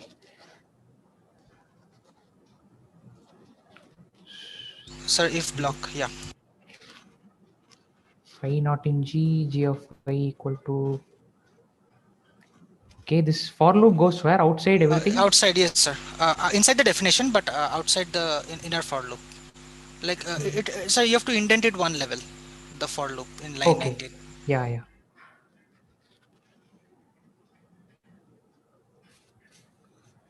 Okay. Yeah, and print G, I guess it's in the same indent level as for loop in line 20, in line 18, 19. So you have to take that out. Yeah, and then everything else is new line. Print, yeah, return G is also in a new line, and frequent was Malgudi is at the top level. So it's just calling the function. So you have to remove. Yeah, yeah. Sir, if can you execute the code and see if it works fine? Like, Yeah.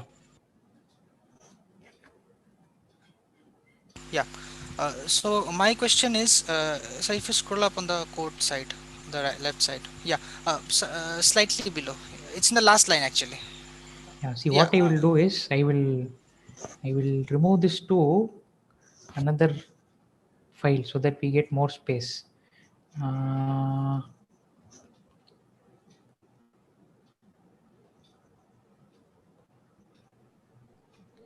Can you tell that which question, graded question is there? Week 6, graded programming assignment 1. Malgudi text import Malgudi. Okay, let's just check if this runs. Malgudi cannot be imported. Why is it refusing to import? Because I didn't paste. Okay. No, Malgudi is there. Okay, now yeah. So, sir, if you scroll, yeah, in line 22, my problem is if you remove the square brackets from y. Okay. G of x plus equals y. If you remove the square brackets, what happens is it iterates through each of the keys character by character. And I'm confused as to why it does that, because if you add a print statement before that and check what is the what is the unit that is being iterated through, it will actually come out to be words. But when it goes down into that if block, it starts iterating through the characters. So that is the question, sir. Okay, so let me just try to understand. So I will just add y. So these comments can be removed, right? Yes, sir, sure. I added them during testing, so like it's okay. Okay, so the reason is I will have only this code, and let's just go over the entire thing. So you are actually calling this on this Malgudi, right? What is Malgudi? Malgudi is a list of words, right? Yes, sir. Okay, Malgudi is a list of words. So frequent words accepts a list of words. So X is a list of words. Okay, B is an empty list. For each word in the list X, so I is a word, you are appending the lowercase part of the word and stripping it of all comma, colon, semicolon, exclamation mark, full Yes, stop. sir. So B is a list of words, list of processed words, let us say. Yeah, in lowercase without punctuation. Yeah, so list of processed words, where by processing we mean these. And then D is a dictionary of, here I again is, I is a word, okay. If word is not in the dictionary, then you So are, basically, D is a frequency dictionary. It it's a matches words to frequency frequencies. dictionary. Okay, so if not, you are incrementing the word count and you are setting another new dictionary, G, for I in dict dot value. Sir, I think G is outside. It might have been left inside by mistake. I forgot to mention that, but Okay, it is here. apparently it's working fine. Okay, In is the it? level of the for loop, sir, in line 11. Okay, and this for loop is like should be outside, is it? No, it's in there. Oh no, it's outside. It's outside. Yeah, sorry. Outside it. Same level as G. Okay. So D is a frequency dictionary. Let me just note that down. So D is a frequency dict. Okay. It's And mapping words to frequency, and frequency. G is supposed to do the opposite thing, frequency to words. Okay. So for I in dict dot values, if I not in I is, wait 1 second. If I, so here I is value is an integer, and basically I is frequency, right? And if the frequency is not there in G, you are creating an empty list corresponding to that frequency. Okay, and shouldn't this, okay, you are creating that G first, right, for all. So should this for loop also be indented? Shouldn't that be intended?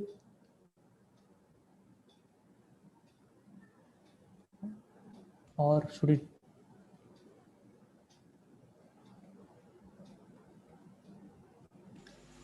So, Preeto, this for loop, what is this doing for x in G? You are going through each frequency in G, right?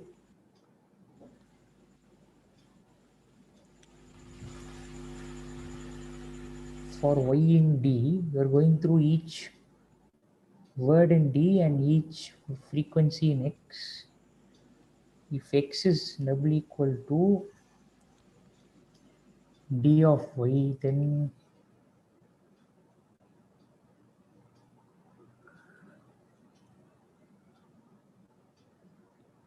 okay, let me just, X is frequency,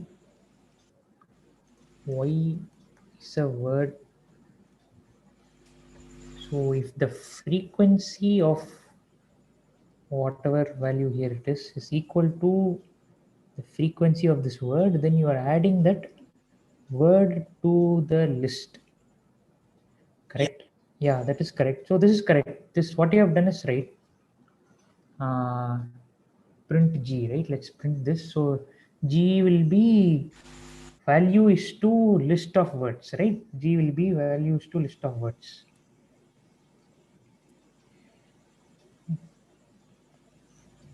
Values to list of words. Yeah, you are right. So this is correct. Now what is it that you asked? If you remove this bracket, is that what you asked? Hello, am I audible? Sir, you are audible. Can you hear me? Yeah. So see, what will happen is if you do this, you will get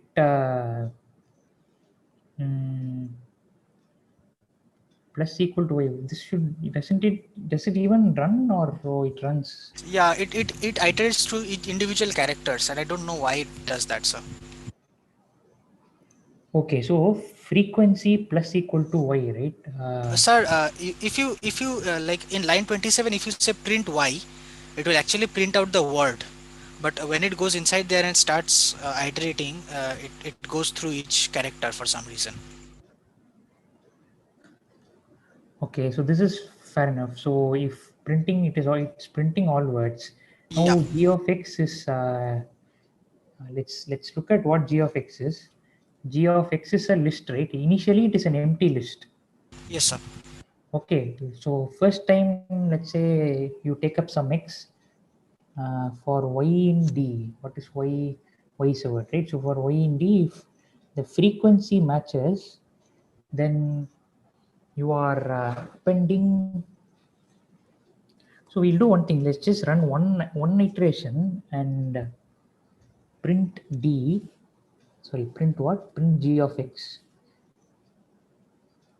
before and print g of x after.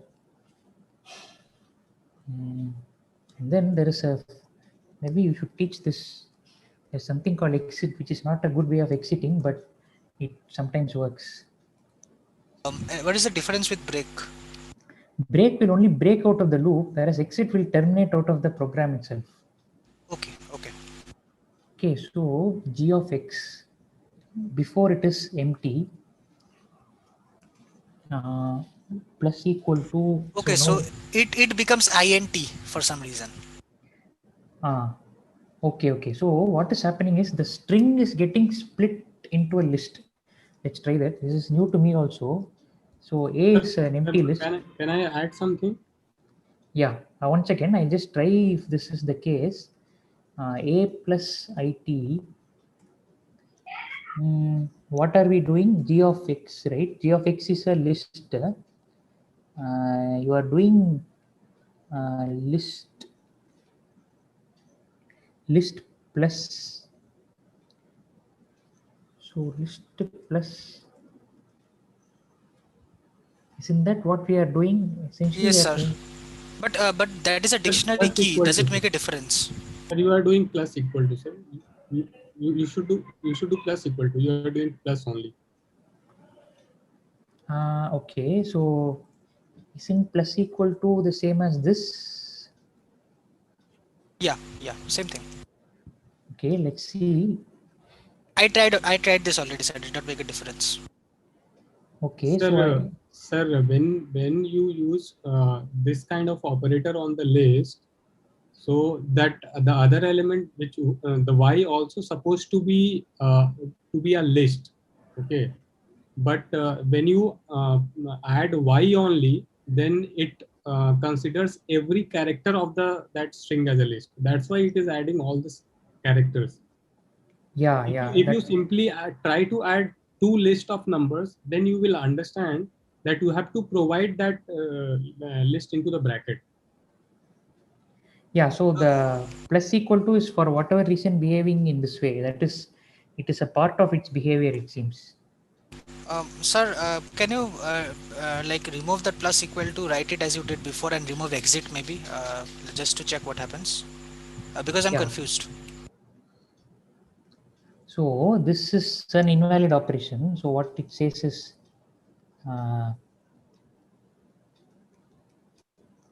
oops. So this throws an error, right? Because you are trying to add a list and a string. Okay.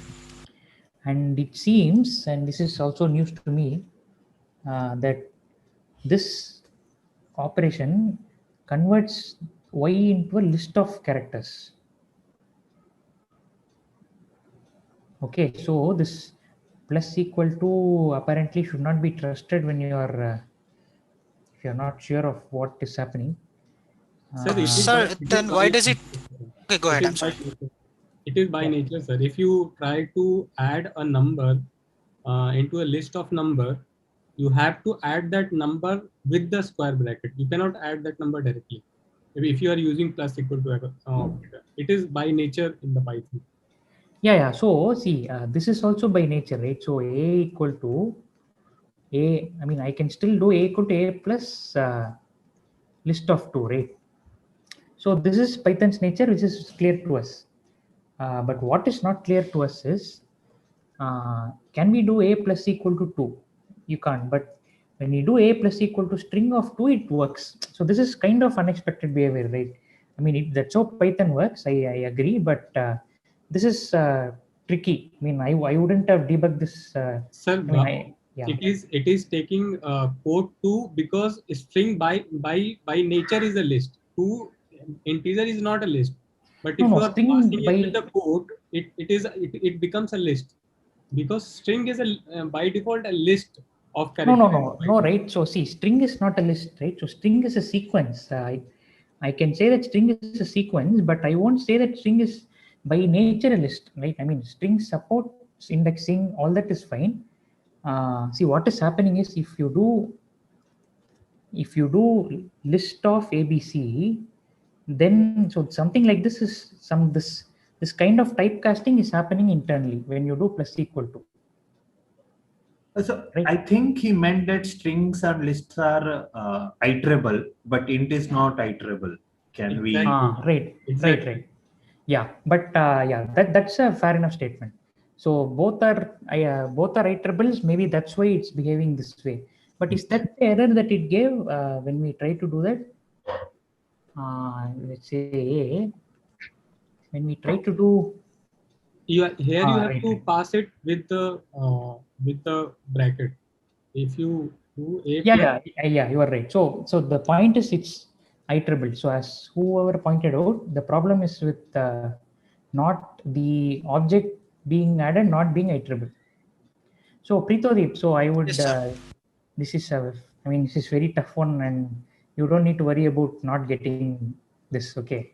Okay, sir. So this is like what I would suggest is this plus equal to with list is a tricky business. Okay, sir. Okay, so this is what y is a word, right? Yes, sir.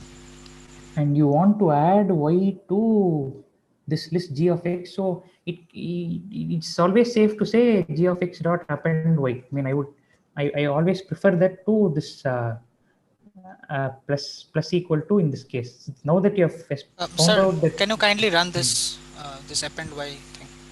Okay. Yeah. Okay. Okay. So you are just adding this element to g of x, right? So it is what you did is not wrong, but that seems to lead us into this kind of this iterable concept. I think we have not yet covered, and I am not sure if we'll be covering iterables in that detail. So, sir, yeah. can you at least tell me the name, like a general term of this behavior, so that maybe I can look it up later on? Yeah. So as I think Neeraj and others pointed out, this all strings lists, these are all called iterables. That is, those you can iterate over. Okay, you have so you have this iter object or whatever iter method defined for these objects. So given one element, you should be able to go to the next element. So in a list you can do that, right? So current element you can iterate to the next element. So for example, everything that allows a for each kind of behavior. So for I in ABC, so we can do this because it's an iterable. Okay. I mean, that's all I also know. So we are all on the same page. So you don't need to worry about not knowing this. Okay, sir. Okay. Thank you for the help, sir. Yeah. Thanks. So at the conclusion, sir, a string is behaving dual role in the sometime. A string is like that. Sometimes it's behaving as the list, or sometimes it's behaving as that one word as whole string. Because since it is iterable, and when we was using in the list direct string, it was we was able to append without knowing. Yeah, so see that particular example, right? This g of x plus list plus equal to string. I would say it's safe to forget that because that's fairly complicated, right? So, for example, it is the plus equal to itself is what it's doing is it's converting this. It's allowing addition to take place in the first place because it's iterable, and then it is converting it to a list, so it becomes a list of characters, right? So so much of Python magic is going on, which let us it is good. We learned something new, but I also learned something new, but yeah, I think we should not worry too much about this. Okay. Yes, sir. Thanks for the help, sir. Thank you. Yeah, sure. And yeah, good point, guys. Neeraj, I think whoever pointed out this iterable business, it's a very good point. Okay. Thank you. Yeah. All right. So I think that's the end of this session. I think we can. I think it's time to wind up. So, sir, can I ask general question? One thing about the syllabus. Yeah. Since in the syllabus was the predefined for the Python, no? So something we are learning the new, and some the week 5, 6, 7 it was there collection of the Python we didn't learn. So it will be covered in the coming week, or will be missed that? Sorry, which the before starting this term, sir was mentioned that syllabus of the Python what we will learn in the 12th week. Okay. So all 12 week we will learn something. Every week was there, some list was there. Yeah. So collection was also there for the 3 week. So we are sometime we take they give the refresher week sometime, no? Recursion also we took the extra. Right. So that it will be covered, or that will miss that? So collections, we won't be looking at any more collections because list, set, tuple, dictionary are the 4 main collections in Python. Okay. So we will not be doing anything more.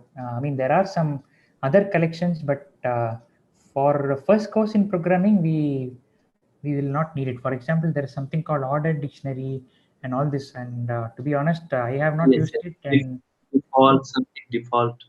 yeah. So we won't be covering that, because see, rarely those things are used. If you're like deep into programming, maybe you will use it. But yeah, and collections wise, this is there. This week, upcoming week, we'll see some new concepts, and from now it will And not so be. in this, Yes, please. Yeah. yeah. Okay, so this week, so coming week, object-oriented programming in the Python, we will not, this term we will learn. We will learn, but not in great detail, but we will learn. Okay. Okay, so we will have object-oriented programming, but perhaps not in exceptional detail, but we will still have it. And one general question, sir. So it is that we use the sort function. Suppose sometime we use the predefined method in the Python, and we design our code. So always we think that the whatever the code Python is defined is much faster than we make our code with, suppose, even the best algorithm. Correct. Is it true? Yes, it is mostly true. So for example, the sort function, right? It whatever code is inbuilt is several times faster than what we can imagine. So what's the reason behind this? So see, I don't know the exact implementation, but it is not something very standard. So for example, quicksort is one popular sorting algorithm. Yes. Which we will be covering in next semester or next term. So some modified version of quicksort might be running in the background. I am not sure, but something fairly fast, I would say, is what is implemented in the Python interpreter. If you want to see that, somehow we can see that which algorithm they are running. Yeah, you have to go and look into the Python source code, and there it will be present, but I am not sure how readable it will be. That is the only thing. But you will, if you search the web, I think you will have enough resources. Okay, that is available, that which algorithm they are using.